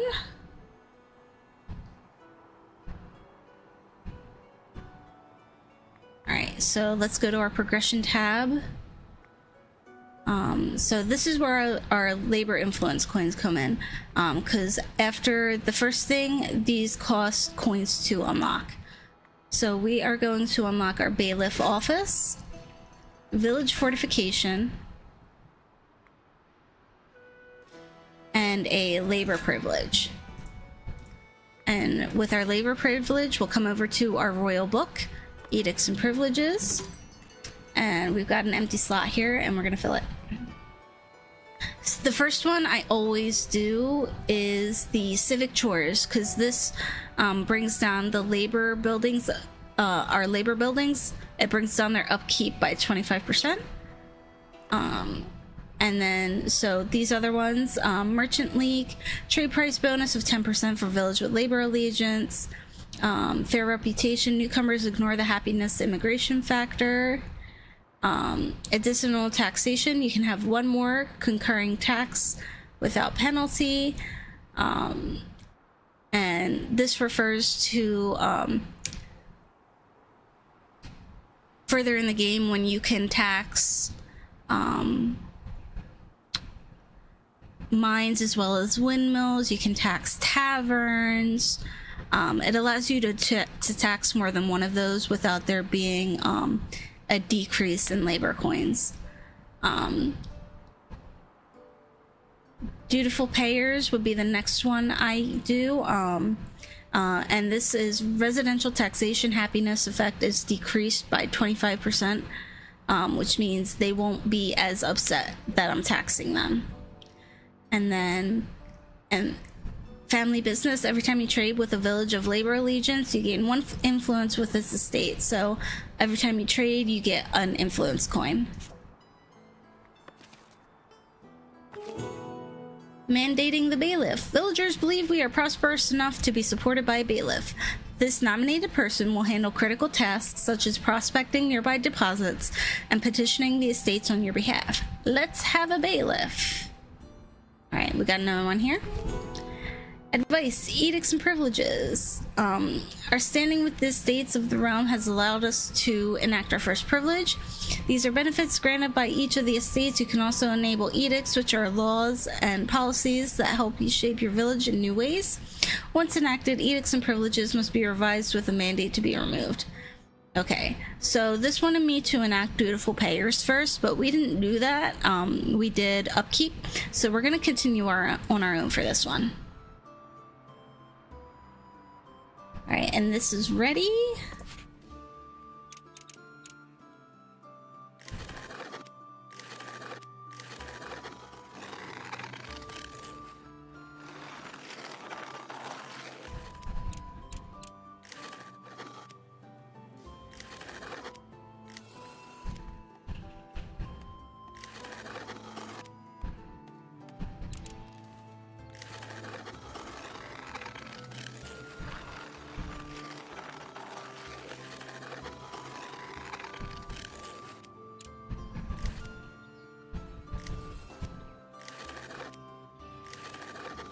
Alright. More housing over there.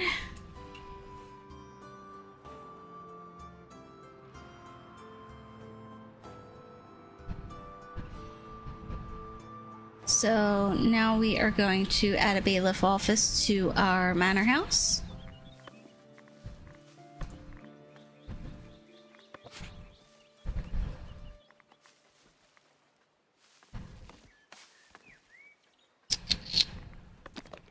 We'll do a boudoir for now.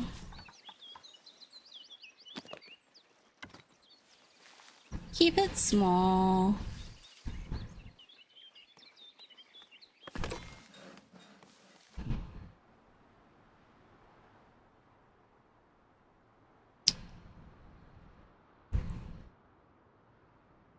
And the next thing we're going to do, since we unlocked our village fortifications, is we're gonna establish a watch post and some watchtowers, so that way we can get the density of our housing up, so that way we don't have to keep building these strips.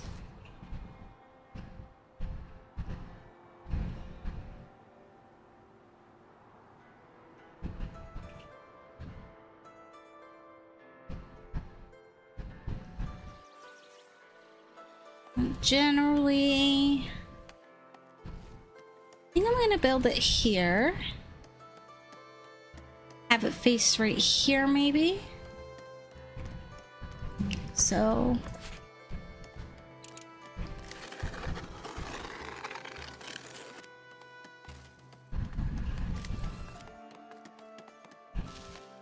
clear those trees.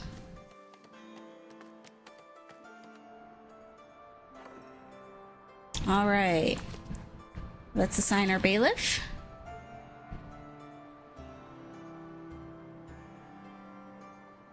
Let's do Donna Day.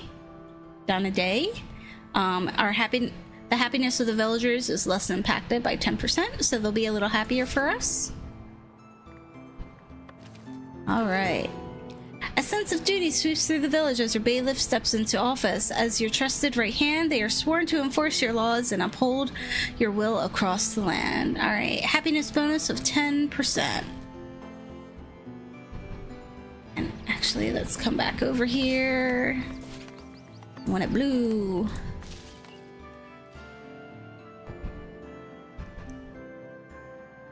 All right, this is cleared out. For the most part, there's a couple trees here.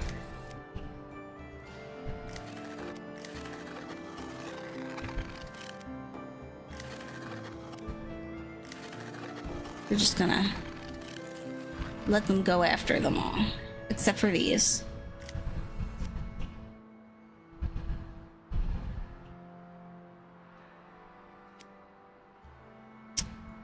Okay, so the first thing we're gonna have our bailiff do,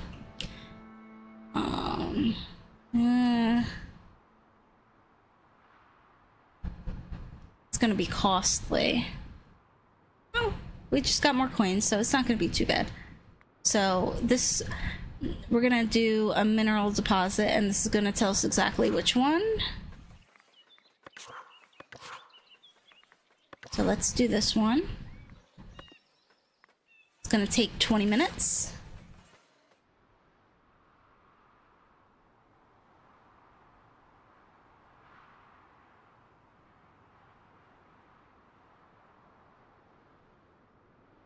Okay, they're almost done clearing the trees here. And in the meantime, we're gonna build our gate here.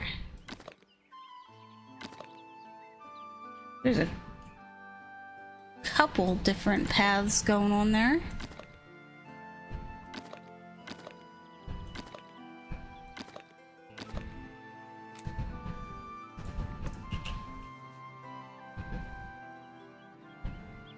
Trying to figure out what's going on here.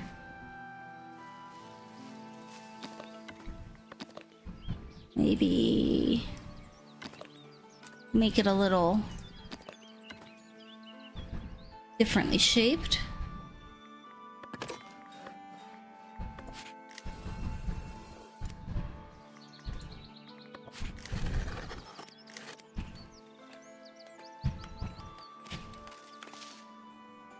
And then once our gates are all up, I'm gonna turn off the zoning.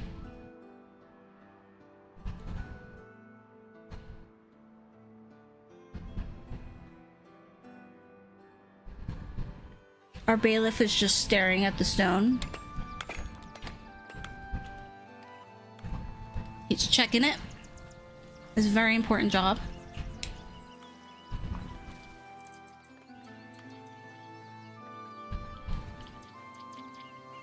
He's gonna tell us what's in the stone.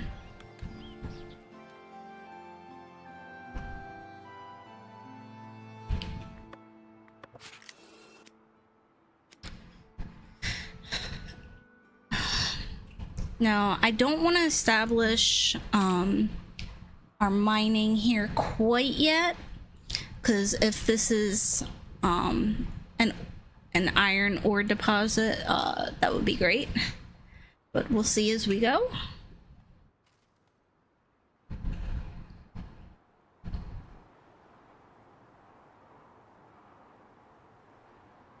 And once they're done clearing out the trees from over here, we're gonna set our zone to be over here.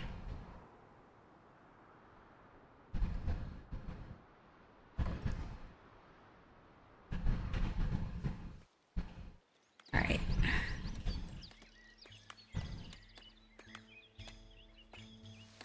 Oh, they just built right around that. Okay. So we're gonna move these a little bit.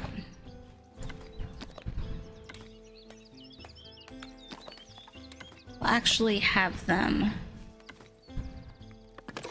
face our market stall for now. And put them right on the path. And then we're actually going to build our watch post right here.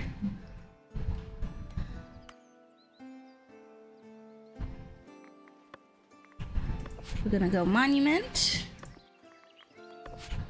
So while you can come over here and edit the building and then add a sub building, you can also do freestanding buildings. They don't have to be attached. And I'm kind of giving you guys like the opposite of what people would think, because not a lot of people know that the sub building button is down here, so they would build when they first started, a lot of players were building, they're still building separately. All right. Watch post needs a door. And we're gonna give it some basic fortification with a tower. I think I want this one. Oh, that's a chunky boy. Do I want it? And so the purple area, it shows you how far reaching the fortification is. For these, the taller you go, the more fortification area it is. But there's a point where it just looks ridiculous.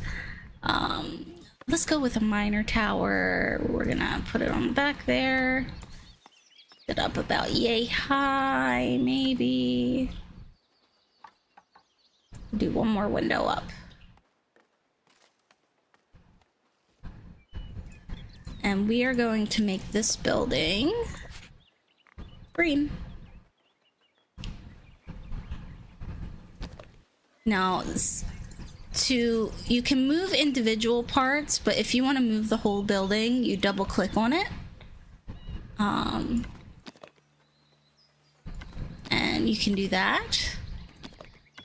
You can't do that with a whole monument yet. Like if you have sub buildings on something, you can't move that building and the sub buildings, but it's something that the devs are working on, so you can build move a whole monument at once.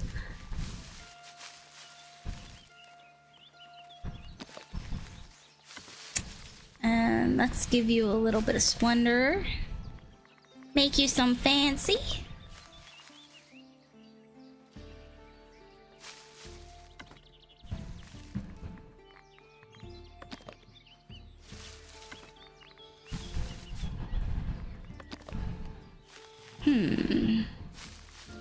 Nah, let's just...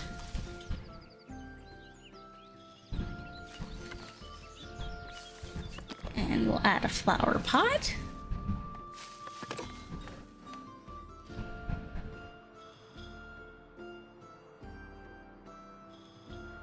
The only thing I didn't look at was how many people. So this is gonna allow us to have 21 guards and watchmen in total.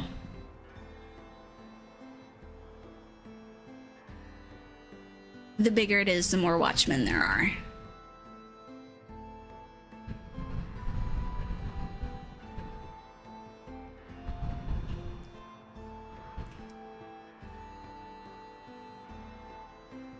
All right, so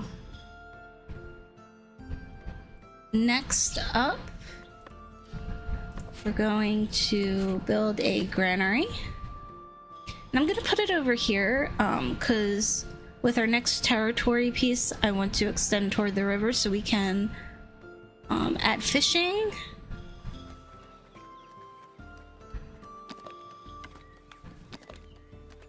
Try to butt it up close to the gate or the fencing. All right. You don't want to assign too many building projects at once because it stretches your builders thin. And supplies.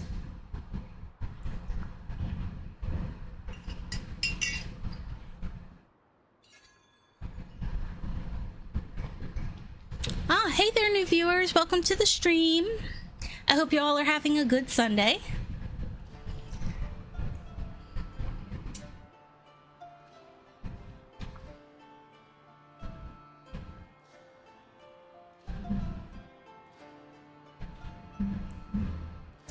Alright, they're almost done here.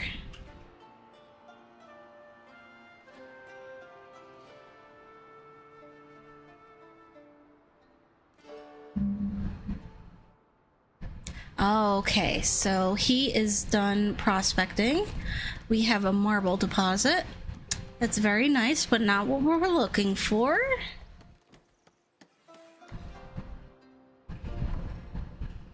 Alright. And with that in mind, we are going to start building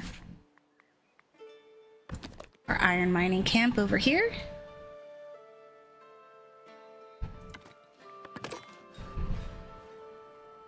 And we are going to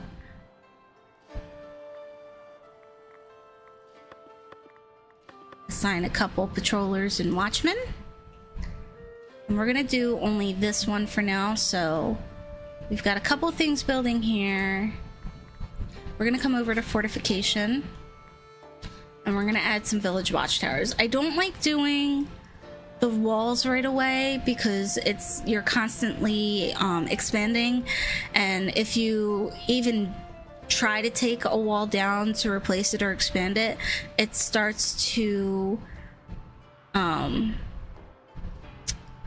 defortify everything. And sometimes you lose housing density while a wall is updating. So what we're gonna do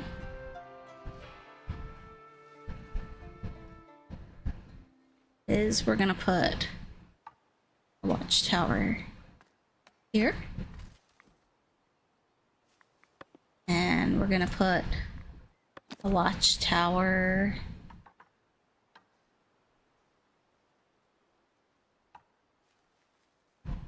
here.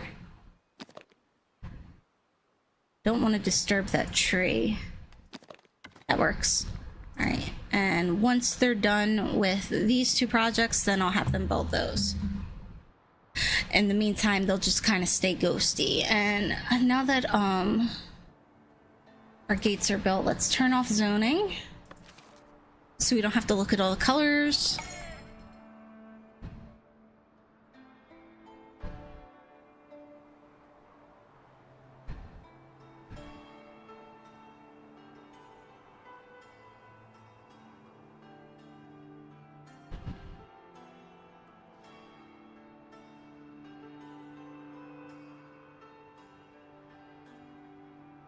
I haven't built another market stall for these fish yet because I want to establish fishing first, and once I get my fisherman's hut built, then I'll add the food stall. So the fish here will be kind of reserved while our fishing guy gets started.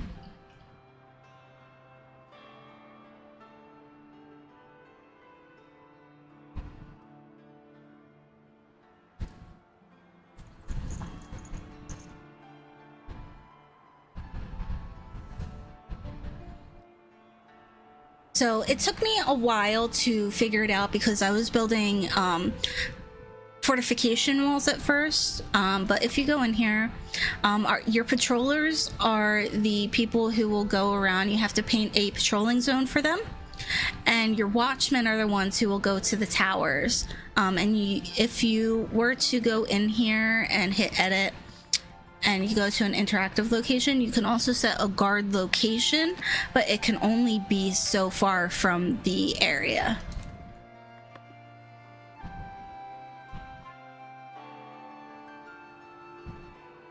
And I think once I get good density going here, I'll probably combine these two little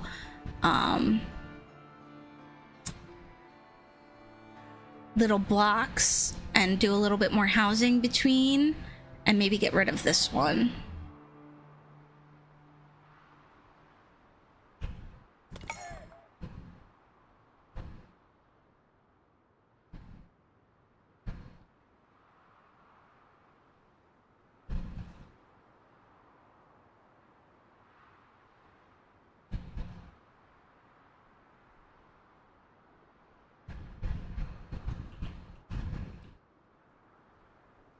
What are our builders doing? All right, we got one coming here.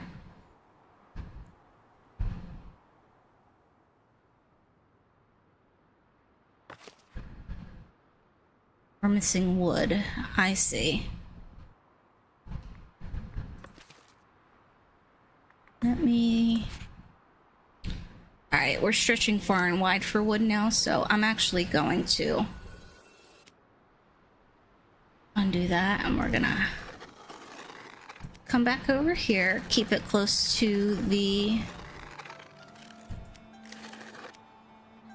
woodcutters camp, and we're gonna extend our reforestation area.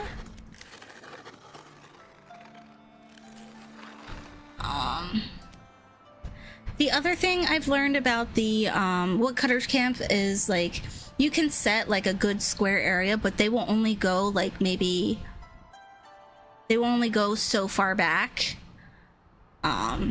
So I tend to like to do a little bit of a wider, thinner area.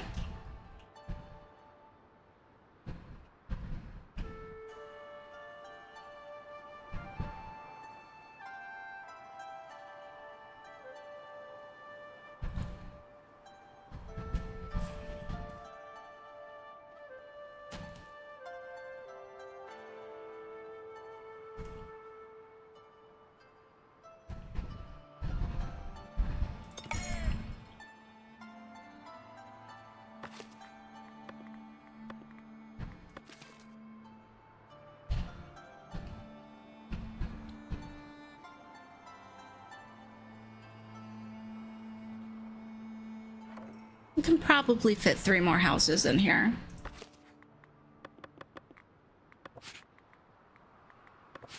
Blueberries and fish.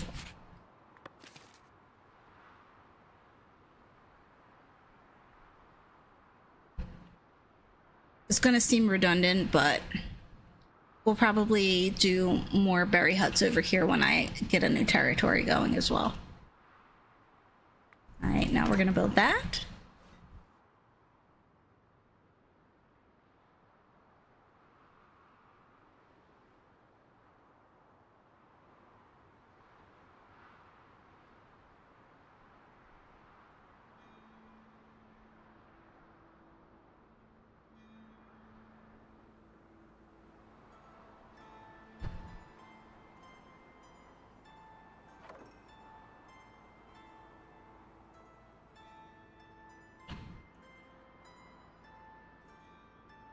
All right.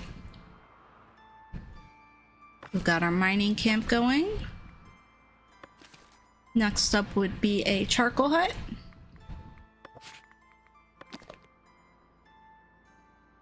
I hate how big these things are. We are going to put this puppy right there. And we're going to actually have it face this way so that way it kind of establishes a road to over here.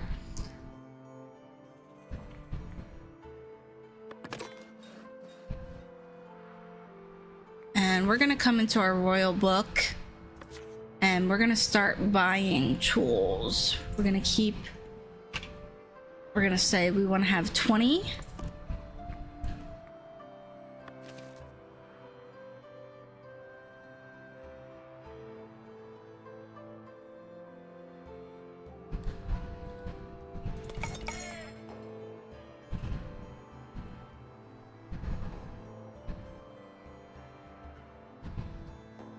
I think I can squeeze another territory. Yeah, we'll do this one. And then we're going to come up to our progression tab and we're going to unlock fishing. And now we're going to be a little broke, but it's going to be okay.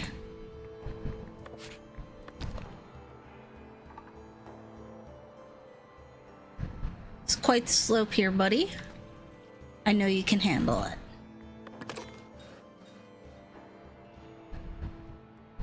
Okay, we're gonna build this as well.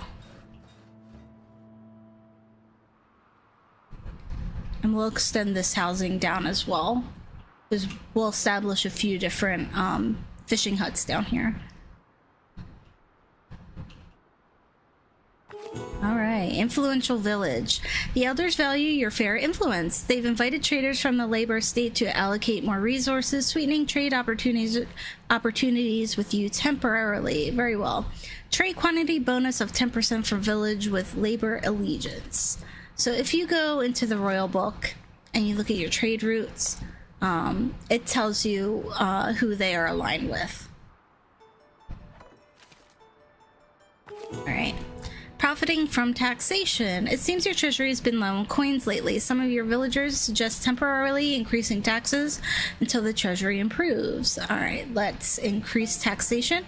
It's going to make them a little upset because it's going to go into the yellow. It's going to get us 139 coins a month. because we want to have a profit over 100, but it's gonna make them a little upset.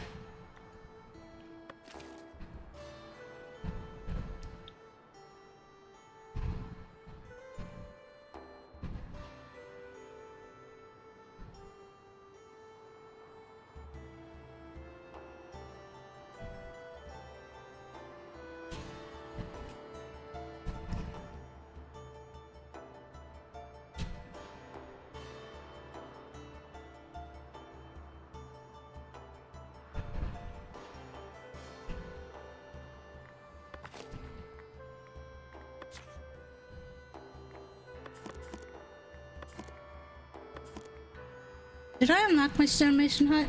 I did.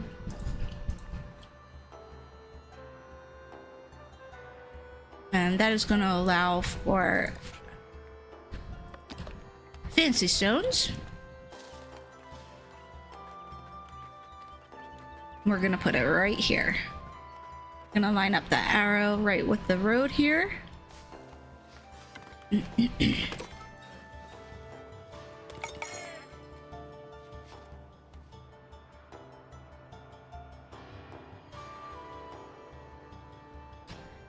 I think this is going, once we unlock this territory over here, I think this little two-house neighborhood, we're going to expand it maybe about yay big. Just so that way these workers have a closer place. And then our village market will probably go about here once we get there. Alright, right now it's saying our housing is insufficient, but we're about to make it not insufficient by establishing our patrolling zones. We're gonna do these 3 houses first. I don't like doing too many at once because it overwhelms the builders. And once they've established their patrols and you have somebody at the watchtower, the housing capacity will increase. Alright, we got our fisherman hut.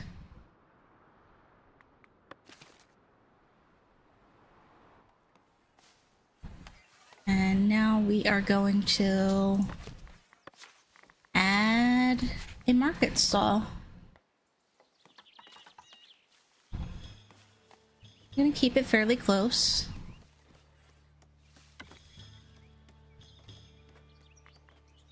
How much cloth do we have? We have 7. We're gonna have to be bringing in cloth soon as well.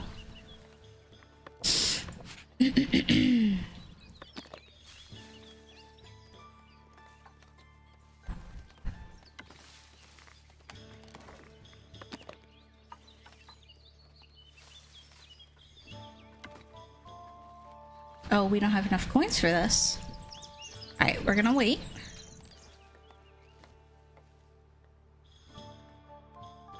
Alright, there they go. Our housing capacity is increasing.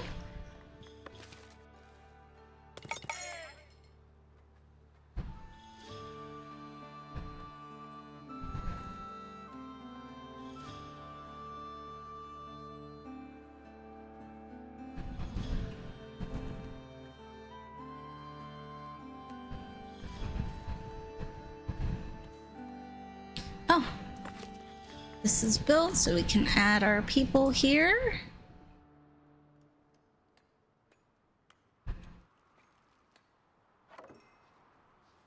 Excellent.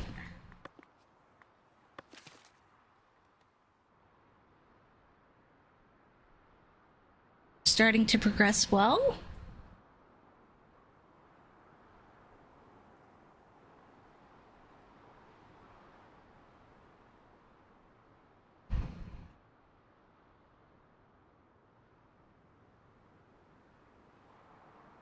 I need one more coin.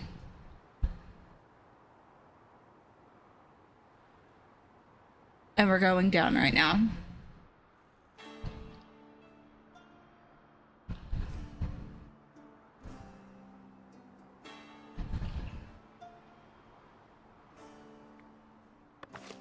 I hate to do it, but we're going to do a levy.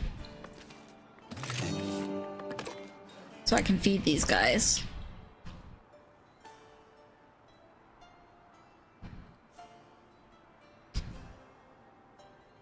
And it's not too bad. I know for me, like when I play, like I only have to levy funds a few times in the beginning of the game.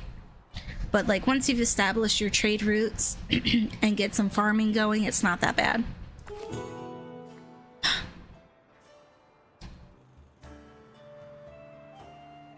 Nobody has a happiness above 25%, right? You know? Oh my goodness. That would be the taxation and the levy. That's exactly it. They'll feel better soon. I just shook them down in an alley for all their coins.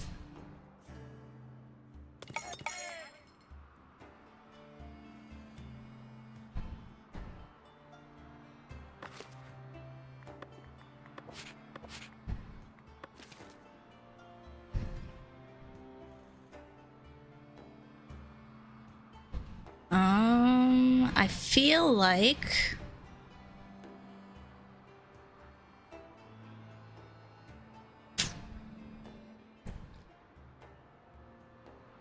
should have done the charcoal hut closer over on this side.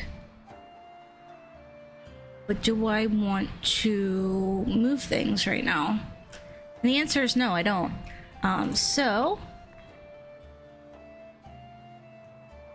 Alright, we've got this going, so we got our iron smelter.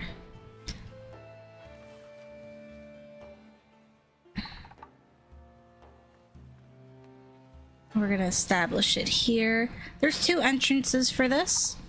I like the open one to face the road, and I'm gonna force a road here. I'm gonna make them do it. Even though, knowing my luck, they'll go here and then there. I want them to form a straight line, so we'll see.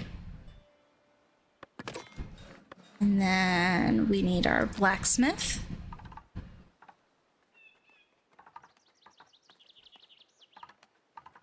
I'm gonna face it this way, and we're gonna put it fairly close to this.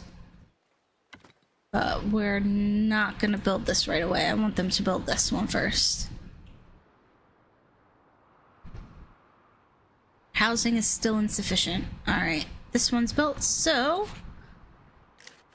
it's time to extend our patrol.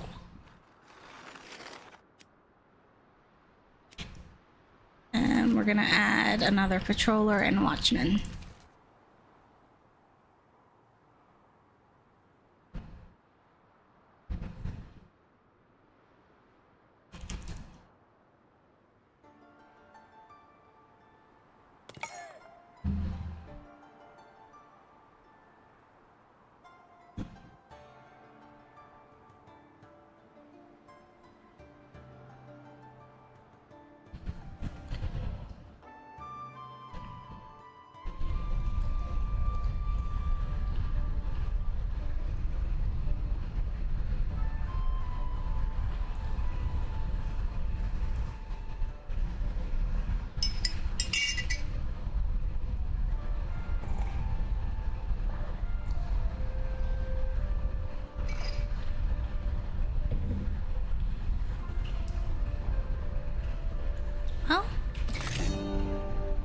You increase taxation and earn more coins. Keep an eye out to find the ideal balance between wealth and happiness. Well, alright, we're almost at 25% happiness for all villagers. Let me see here.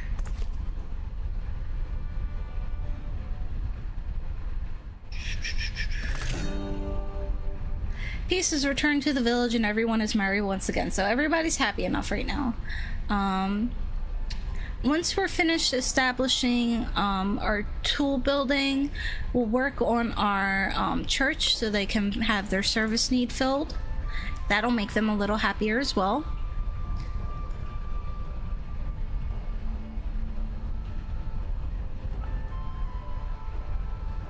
Ooh, you cutting through. I see that. We don't own this territory.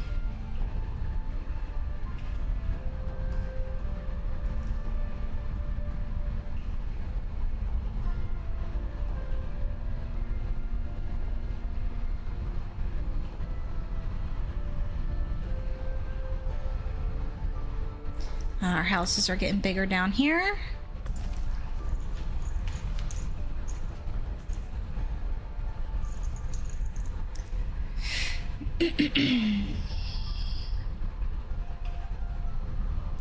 These are going to take a little longer to build because they need the polished stone, and as of right now we only have one stonemason.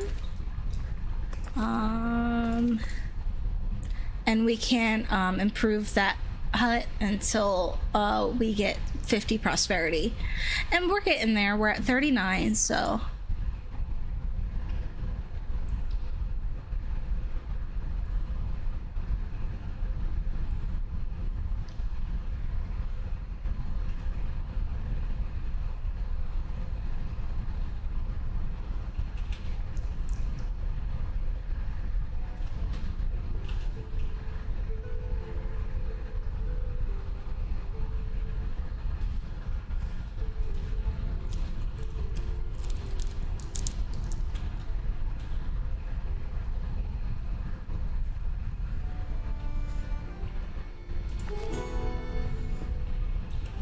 surplus of construction materials.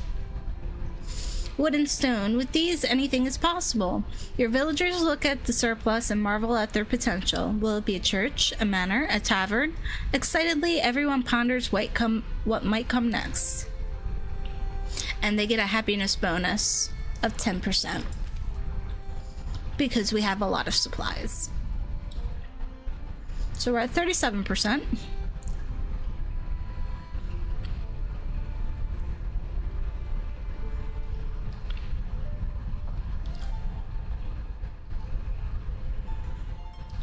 I think once I combine these, I'm gonna get rid of these houses first, so that way I don't know if I want to build my church here or if I want to build it here-ish. I do want to reserve some space over here for another berry hut.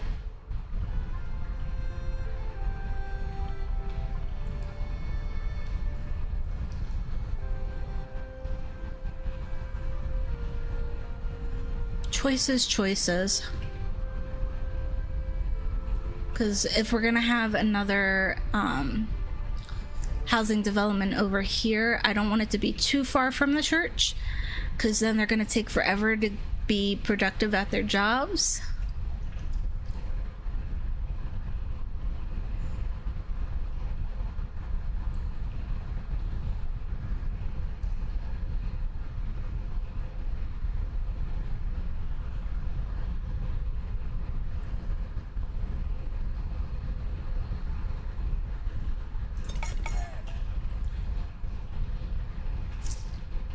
I could always do a couple little churches.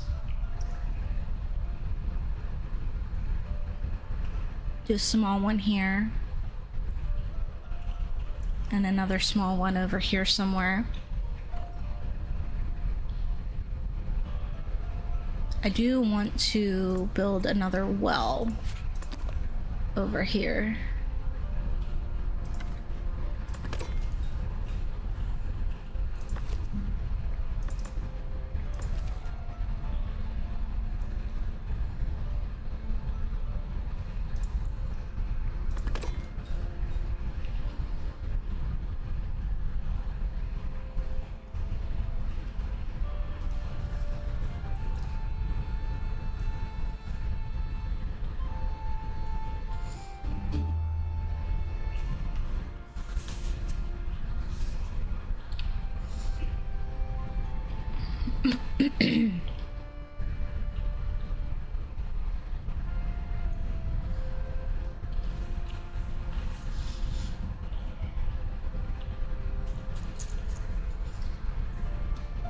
All right, what do we have here?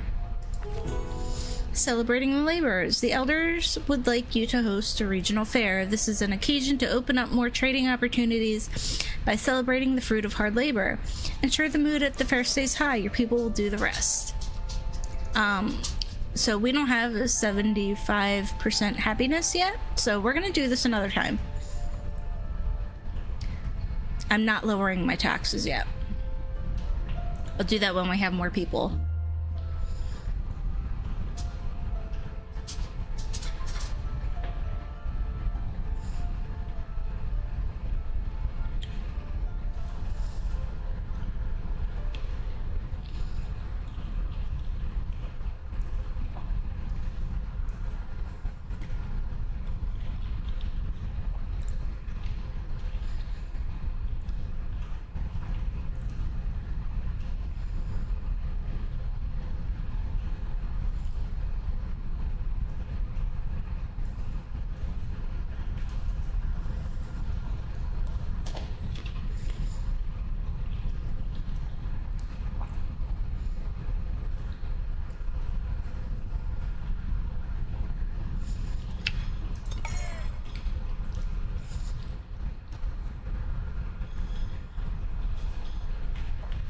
These grapes are not cold anymore.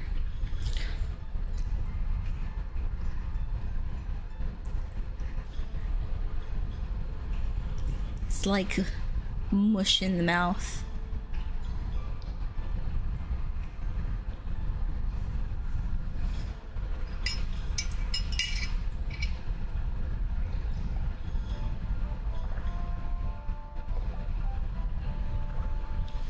Luckily, my tea is still hot thanks to a cup warmer.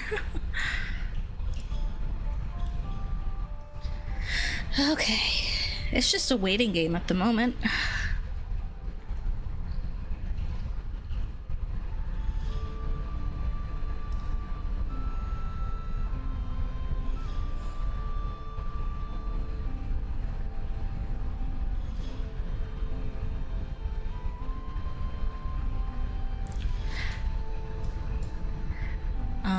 One other thing I've noticed when it comes to feeding people, you need about, if you want to keep your storage facility fairly full so you have a good flow, you need about one gatherer's hut per 75 to 100 people, because right now we're doing good, but once we hit about 100 population, it's gonna dwindle fast.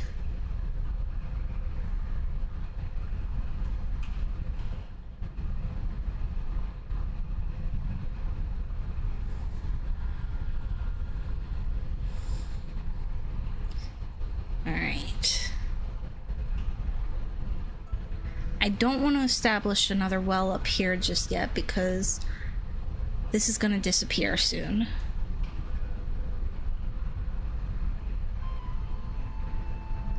Let me see my fortification, because I'm going to build another watchtower.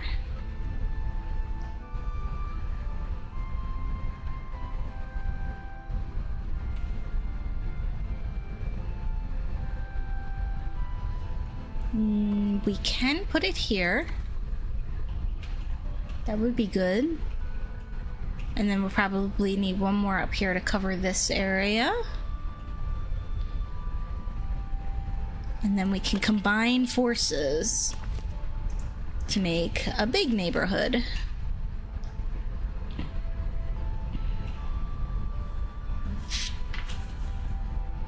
Hey! First tools forged. An industrious clang of metal echoes through the village. Tools are now crafted, not bought.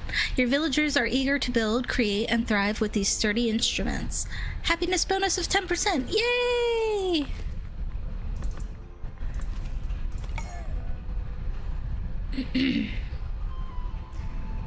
And I knew it. I knew it. Pains in my butt.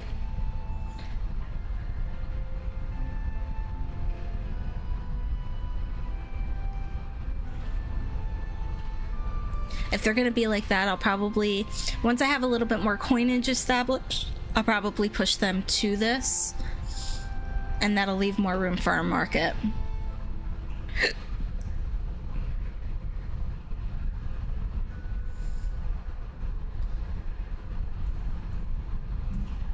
And we're actually going to turn off trade for our tools, because I just saw we spent money on them.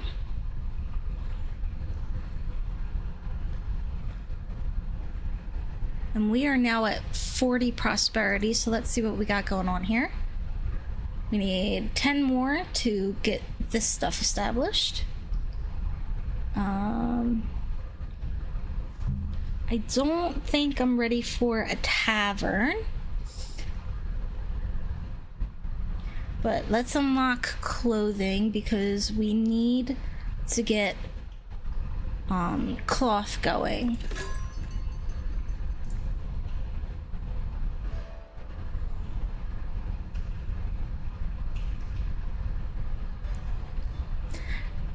Don't ask me where we're gonna put it yet, because I couldn't tell you.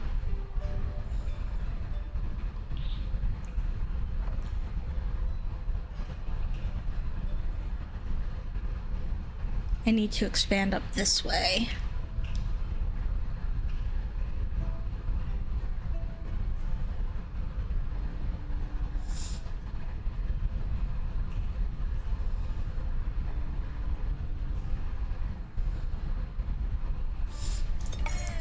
What we can actually do is we can start selling tools. We'll say, for now we want 50 on hand.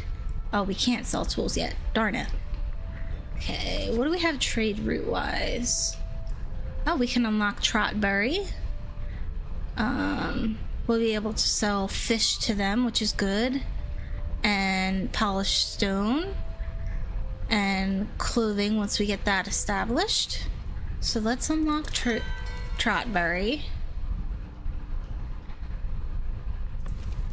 And we'll start selling fish to them right away. Fish. Let's say we want 175 on hand. Wood for the bishop. The bishop is looking to build a few chapels along the pilgrimage routes. One of his merchants noticed your woodcutter camps and wants to make you an offer. We only have 100 wood, so maybe next time. We're gonna expand that.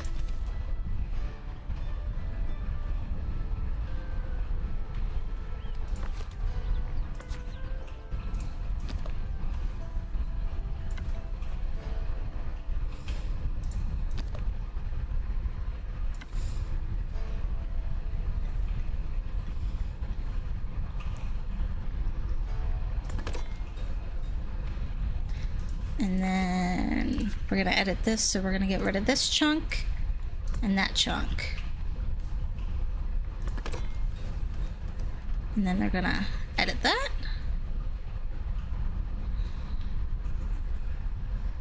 And actually, since we're gonna put a thing up here, let me get over here. We're just gonna get rid of this, but I just want to make the opening smaller because I'm picky.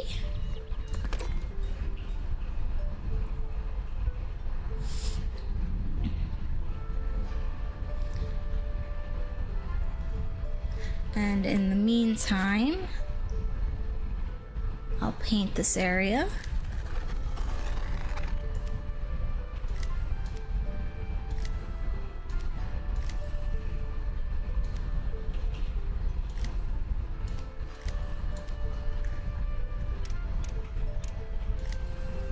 I hate it when it goes over the fence.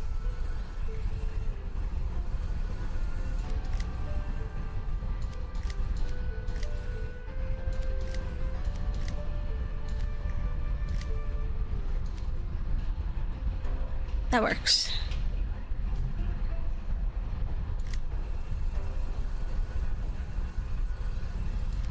And to edit this, I'm just holding down the right mouse button. And the left mouse button fills it in.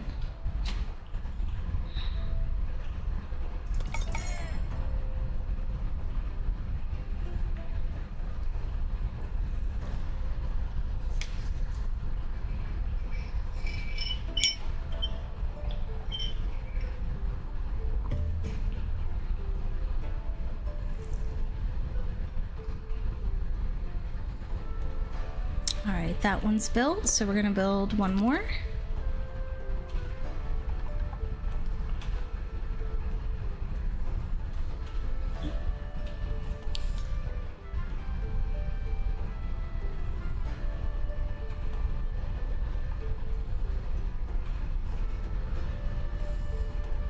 Alright.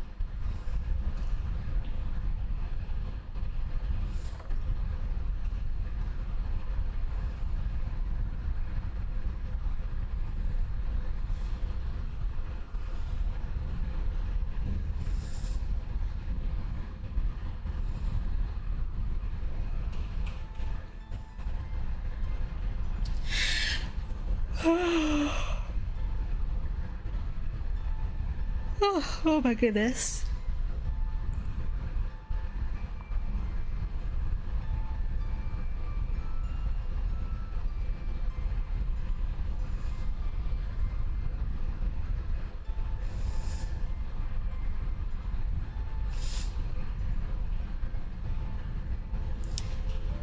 Okay, so now that this area is established, I'm gonna make a lot of people over here really upset.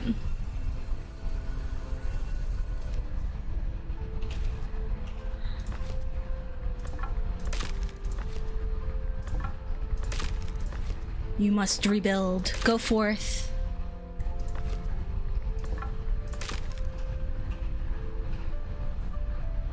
Or find a house that has lots of spots, because, like, there are those.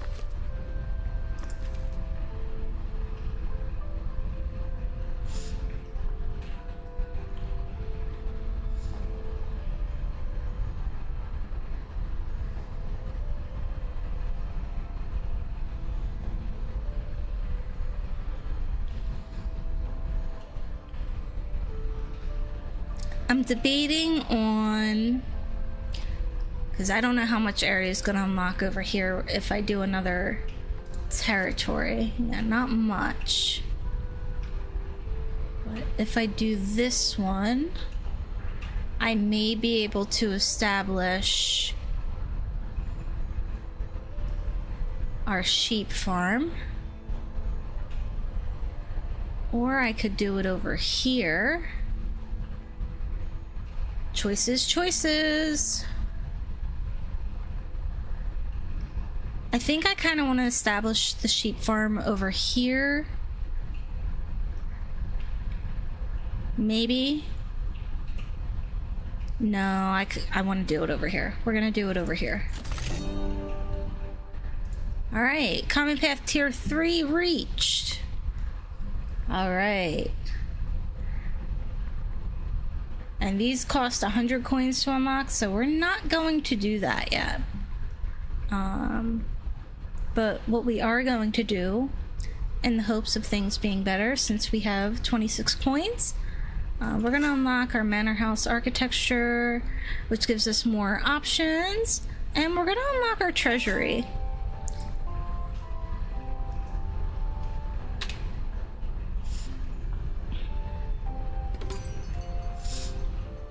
Alright, those are our new building parts that we unlocked. And there goes our treasury. And our treasury allows us to have more coins. Past 500. So we won't be adding to our... we won't be building a treasury just yet.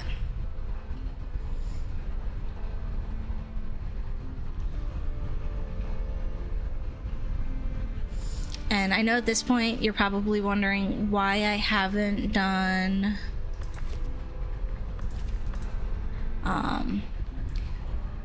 farming or butchering yet. It's because we don't have the area for it. And you need a lot of area for farming because you need at least, before you can unlock the farm improvement, you're gonna need at least 2 or 3 small wheat farms to keep up with the demand for bread. And we just don't have enough room for actually, we might be able to do this. Let's unlock this. The only problem I've been having recently with... Actually, no, we don't have enough established. So if we look here in hunting, I would need to unlock this area. We just unlocked this area, so we can't do that yet. The one problem I've been having with hunting that I think everybody is having is the respawning for boar. So if you paint an area where you can hunt, eventually all the boar in that area will be used up, and while boar do respawn, they won't respawn in the area that you have selected for hunting. So I find myself every 20 minutes going back to our hunting area and redrawing where we can hunt, so that way we can get boar, and it becomes a lot. So once we get enough, once I start adding to my treasury, I like to just bring boar in. It's cheaper than buying meat because you get 5 meat for each boar. So if you import 100 boar, that's 500 meat for your villagers. And like, you never run out that way. But we can't establish that yet, so... Alright, we're gonna clear out this area. I'm just gonna let my builders do it.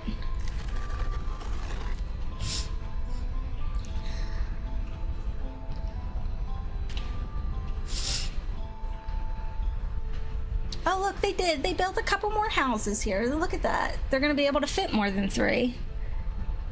I think we're gonna be able to get 1, 2, maybe 3 more out of here. So 5 houses total. We'll have to see how they build.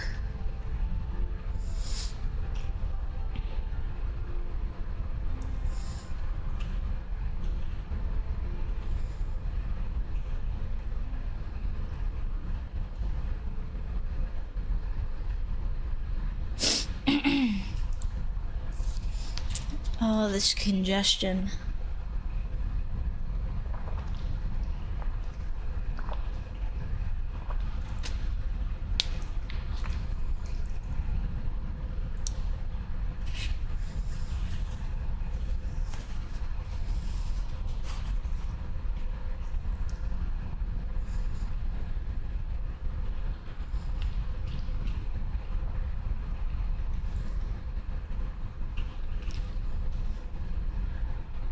So I don't think I'm actually going to want to build anything else in this little area here. So I might ask our forester to come over here and plant a little more trees.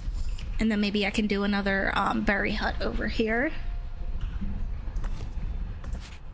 So we can leave that. And we'll come in here. I'm gonna switch to a round brush so we can make it feel a little more organic. And we're gonna ask them to fill that in. Improving trade with Trotberry. Trotberry sees potential in a fleet of carriages. They want to trade more goods with your village and would like your help crafting such vehicles by supplying them with tools. I'll see to it. We'll get there eventually.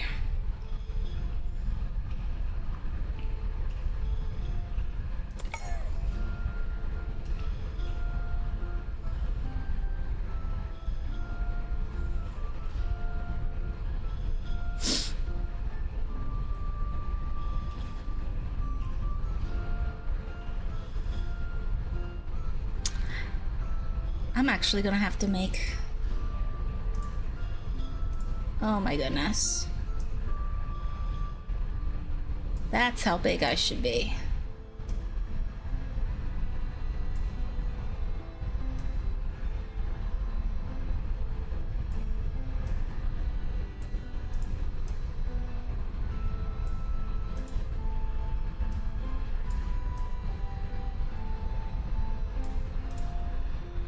There we go. That's a little better. I wanted you guys to be able to see all of the map. There we go. All right, we're almost done.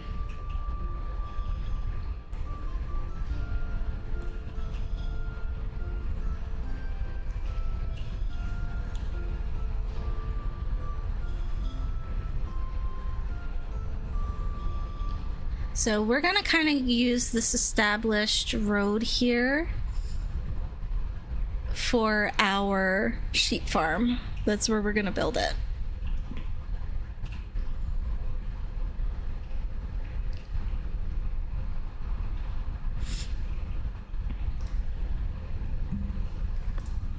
We're gonna go to our goods production tab and our sheep farm. We're actually gonna set it back a little bit because when you paint your pasture area, unlike with a wheat farm, you can paint under the building and it all counts. And we're actually gonna put our weaver hut a little closer to the road.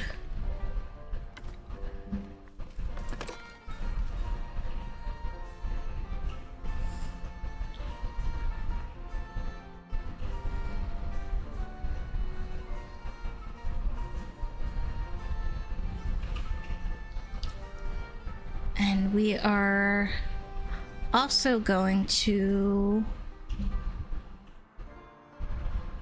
add another storage warehouse. And this one is going to be solely for stone product.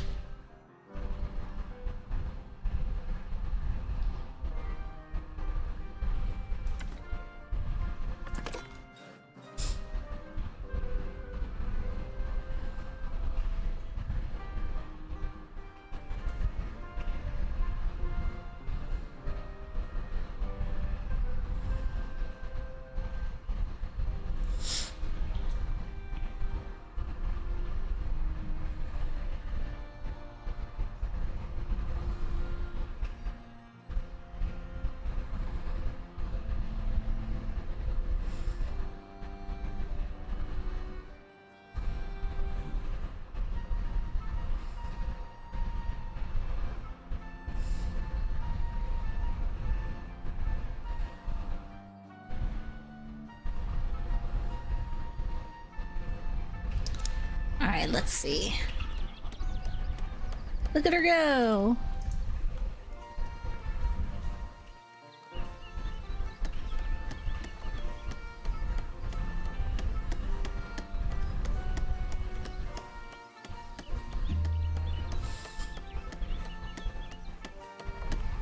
Alright. And we got 2 workers, and now we're gonna paint our pasture.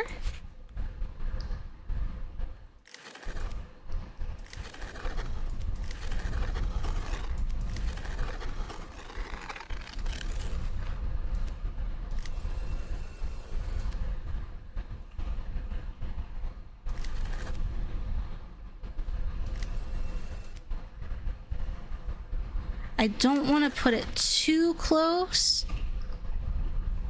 to our manor house there.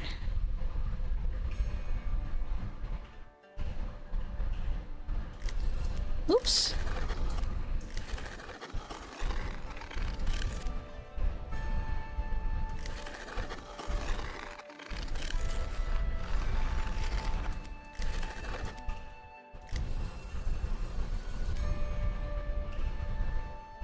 We're actually gonna change where our hut is as well. Our little sheep farm.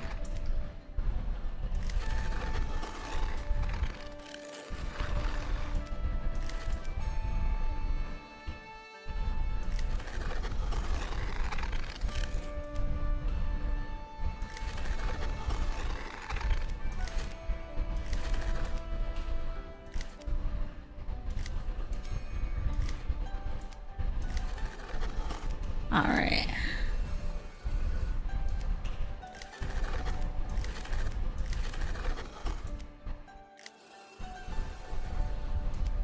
Alright, there we go. I don't know why this is doing that. There, that's better. Okay, so we're actually going to move this simply because it's better to have your hut towards the middle of the field. It's more productive that way. And we'll place it at a jaunty little angle.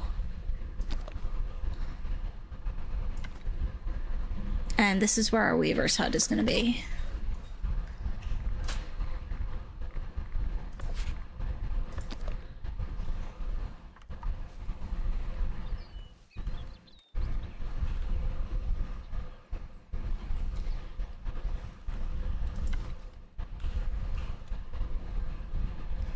And we'll actually place it right on this road.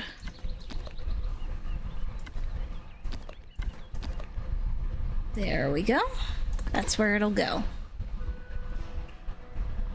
And we're already doing way better on coinage. All right, rustic food surplus, very good. We get some bonus happiness from that. Alright, so this is just for stone. And we're going to empty that. And this will be for more planks.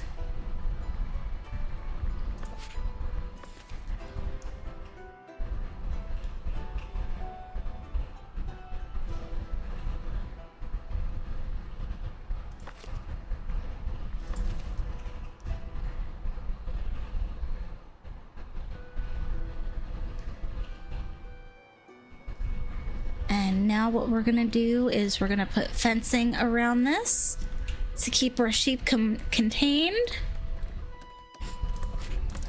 I like to do the wattle fences around around sheep and cattle farms. To me, it looks like the most appropriate kind of fencing for farming, for animal farming.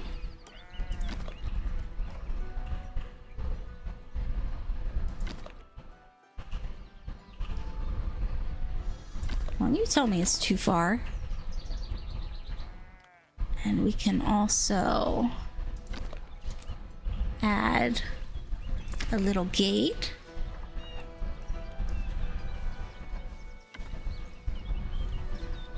I want to see how they come and go.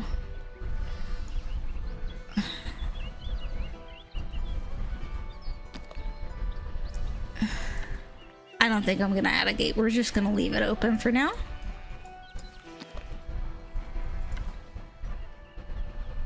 Okay. We got our weavers going. I'm not going to do clothing yet because we don't have any commoners. So there's no need unless we want to trade them. But I feel like it's just a little too early for that. But what we need more than anything right now is cloth. We have 2 cloth available to us. And I don't think I've ever made it this far in establishing like tools and everything without needing to import cloth. Even when I was playing creative mode, I was importing cloth. But that was also because I couldn't decide where I wanted to put my my sheep farm, which is funny because kind of needed it.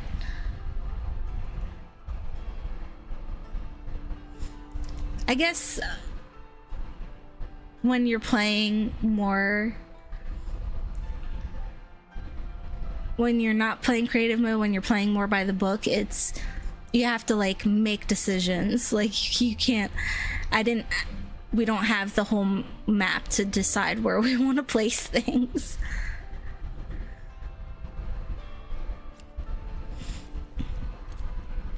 Oh, you can hear her snipping. Look at her little sheepies.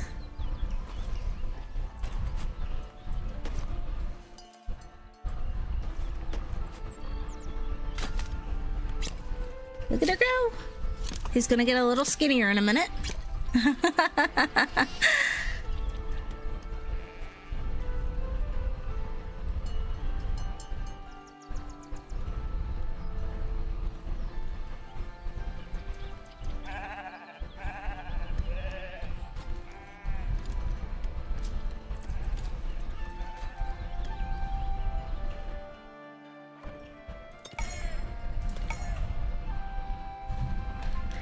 Alright guys, so we're gonna go to about 3:30. It's 3:13 now.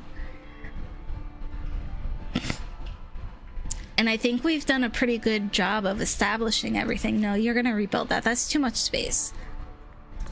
Rebuild. Didn't even let them get far.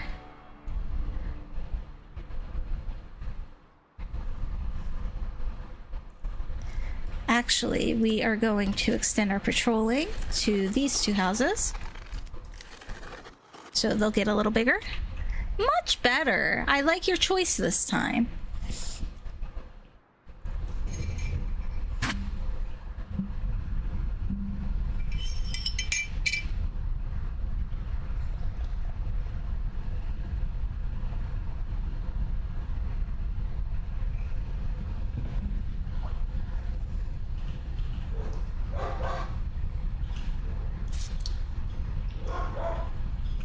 And now that we're getting pretty established, and we got a good surplus of coins going, I'm going to move these buildings.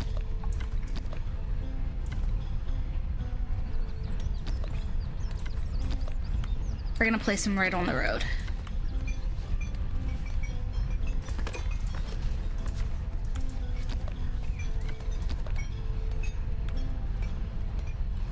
I like how this kind of has a curve that you can fit like right to this.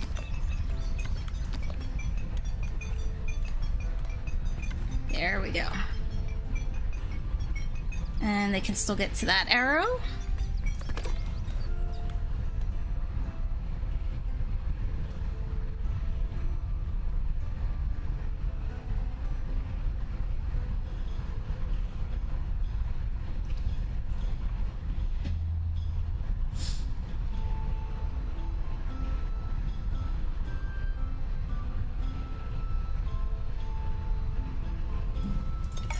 And we're gonna add a couple more here.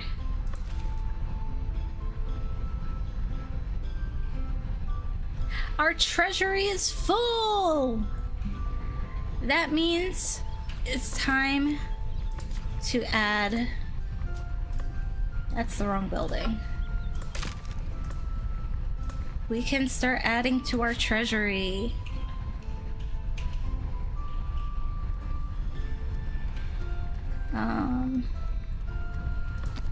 Let's do one of these.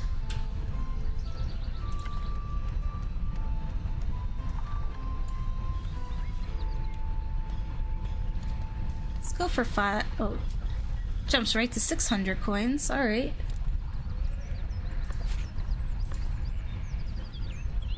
And we'll add a chimney to this, just 'cause. That's not where I wanted a chimney. That works. All right.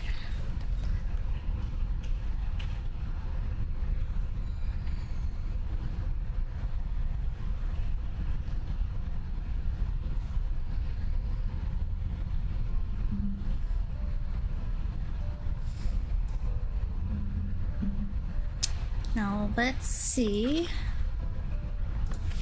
Let's go to our royal book. I want to see How much coinage do we get if we lower this? 114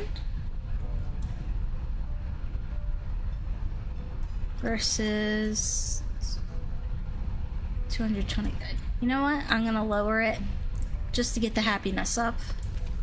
We'll be okay now that we've got some good trade going.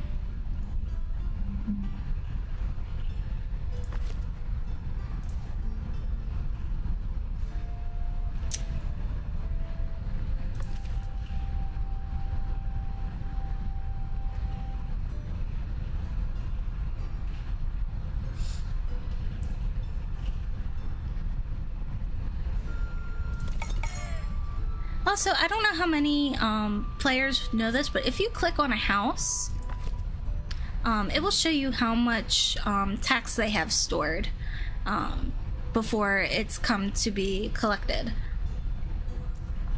So once there's 60 coins stored here, the tax collector will come to this house and steal their coins in the night. I want... What do I want?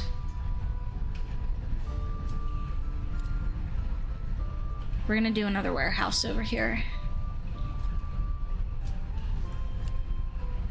Probably, even though I don't really want to do it, probably right here. Although I could put one here, just establish a road right here. Because I'm also trying to think, once I do a tailor's workshop, it's narrower. So we may put it here. Maybe a little closer.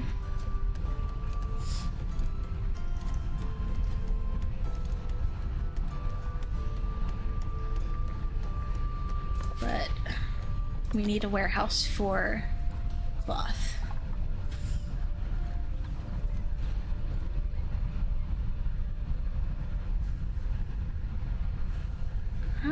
I don't really like that. Let me leave enough room for a path here.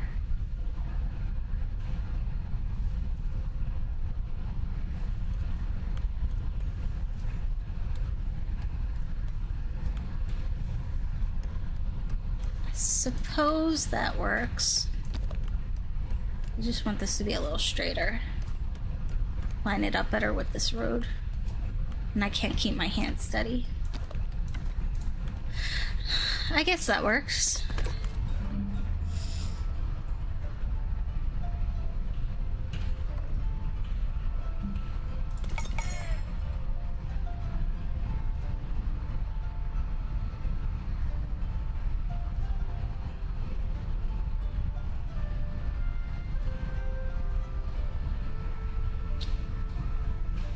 And I think we are going to expand these and this one. I only like to do a few houses at a time.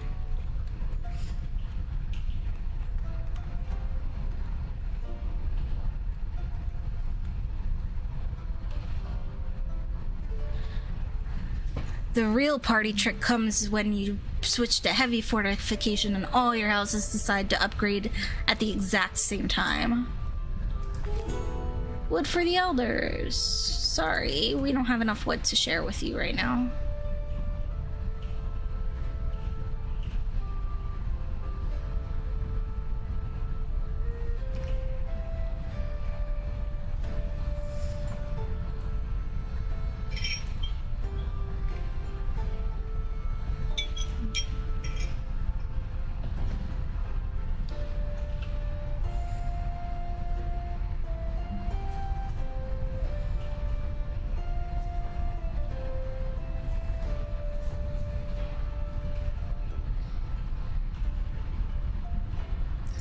Alright.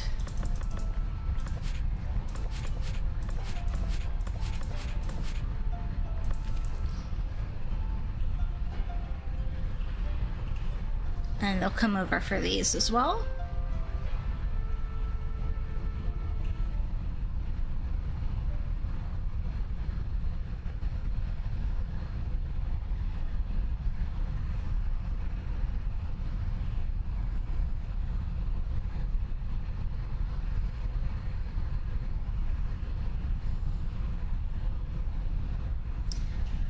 They are already done with our treasury expansion.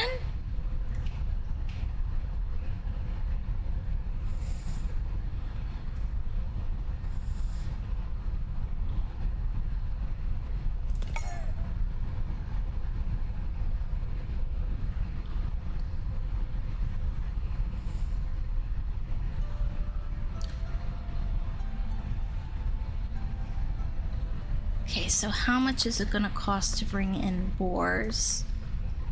And do we have them unlocked? Okay, 4 coins, so that's gonna be... If I do 100, that's gonna be 400 coins.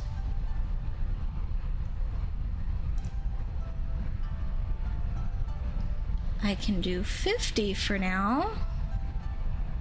It'll be 200 coins. I think that is what we're gonna do.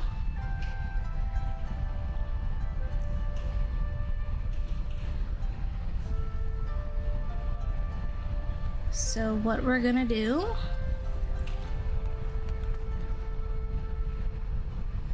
is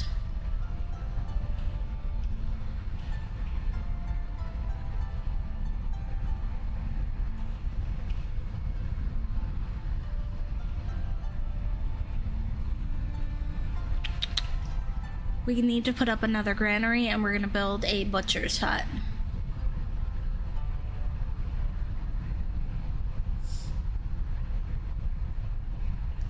It's just a matter of where, because I don't want to be too far from, I don't want it to be too far from the market.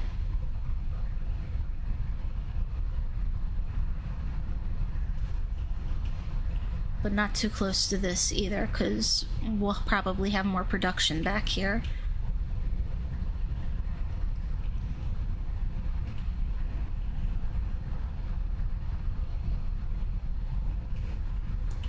Okay, let's see.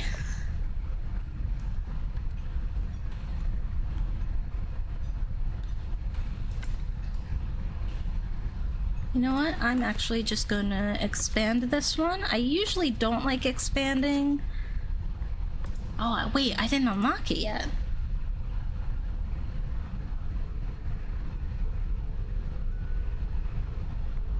There we go, storage improvement.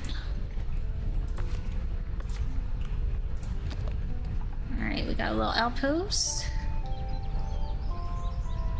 And you can kind of smush these together a little bit to save some room.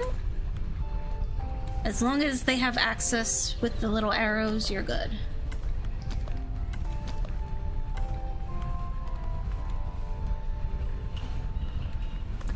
Alright. So that's gonna go there. And I know you're asking if we are going to be bringing in... If we're gonna be importing, why did we unlock it? It's because we need the butcher's hut. The butchery.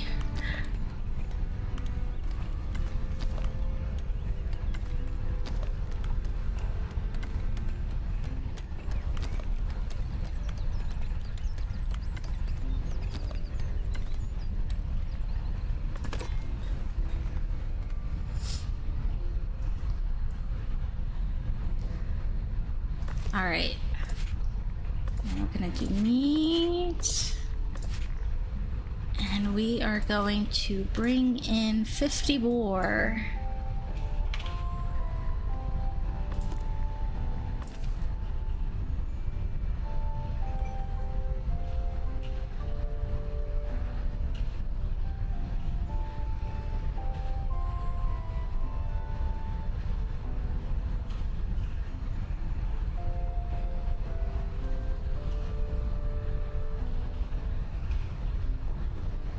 We're gonna come in here and we're gonna track those as well.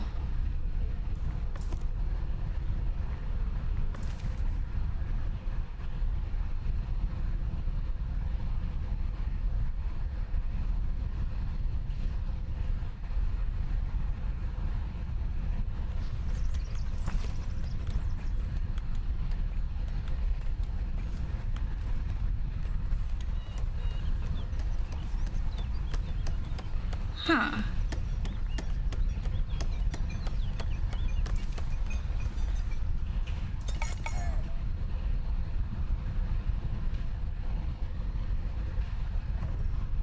All right.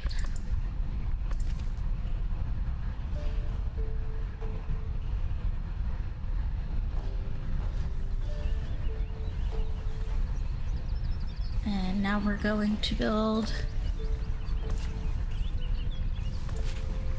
another food stall.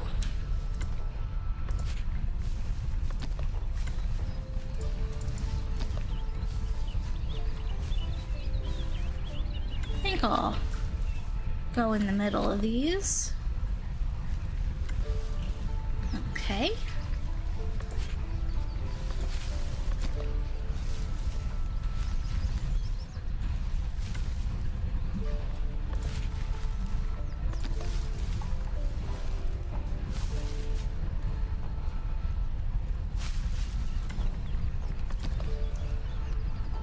You're gonna get real tired real fast seeing me do that.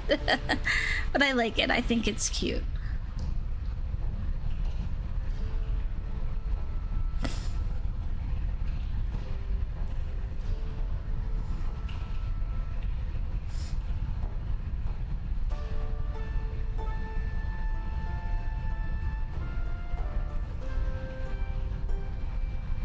All right, we got some boar coming in. We got some meat. Excellent.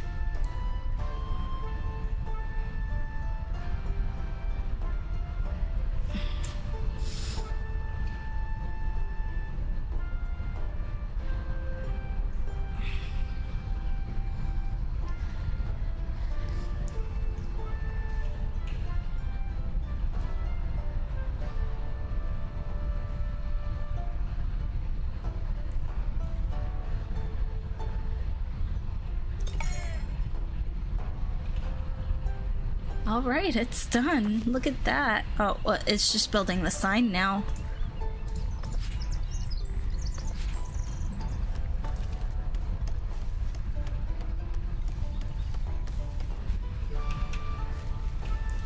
Let's take a look.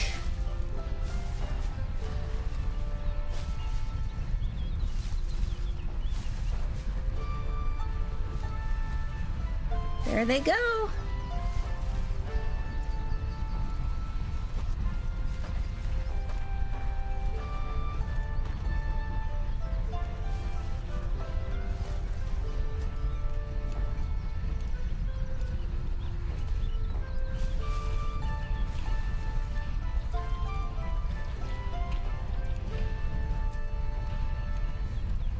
They're hungry. Feed them. Feed them.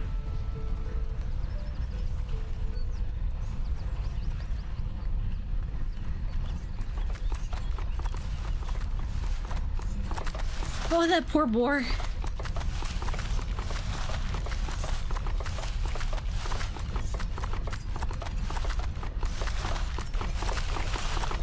He is doing something.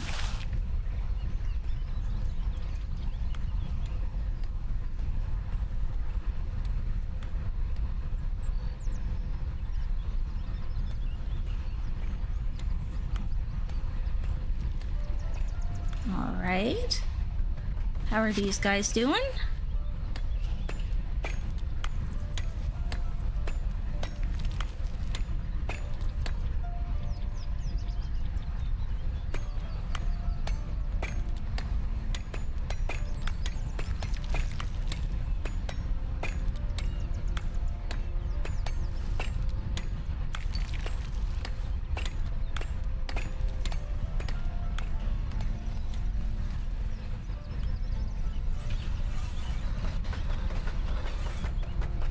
So much going on over here.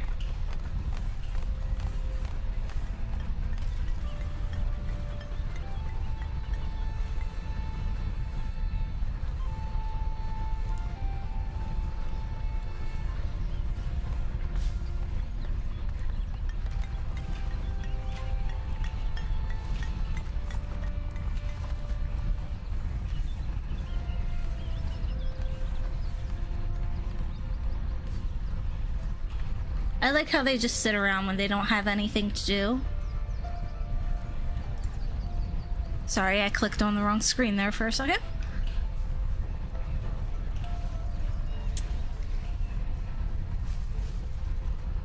And then back over here.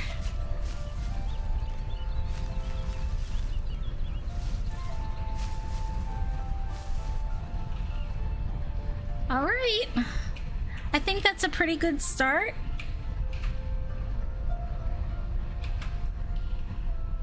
Oh, I missed somebody coming in. That's okay.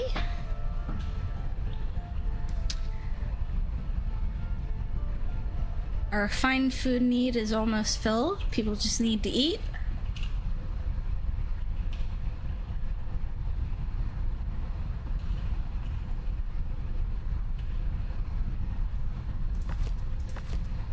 Let's see. Alright, we have plenty of open houses over here, so in our last act,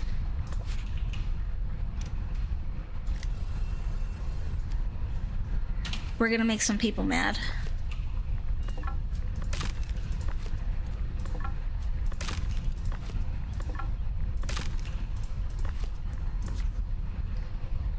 Actually, if I do this, I'll get some supplies back.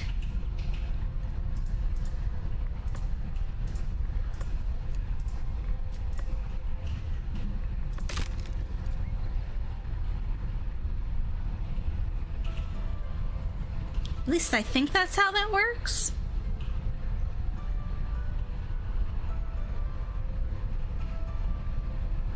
Probably not, but...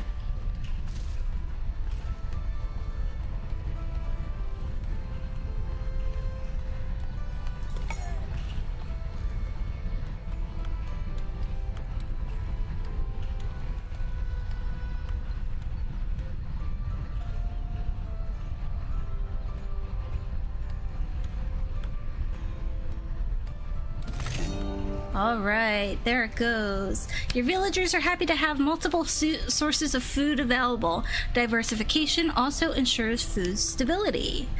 Alright guys, and that's gonna be it for this one.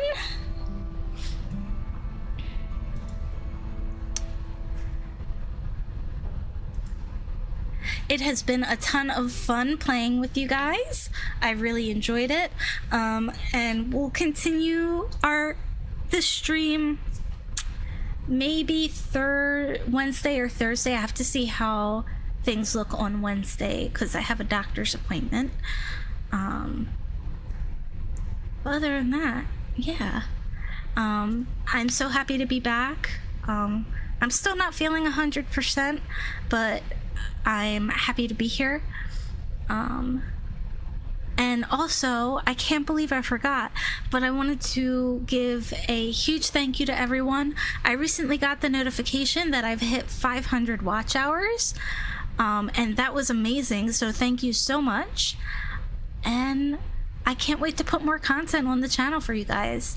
So thank you so much for joining me. I will see you guys on the next stream. And there should be a video or two regular gaming videos out at some point this week. Just don't hold me to it because my napping needs and motivation are kind of at odds with each other. But there will be another stream this week. All right, I will see you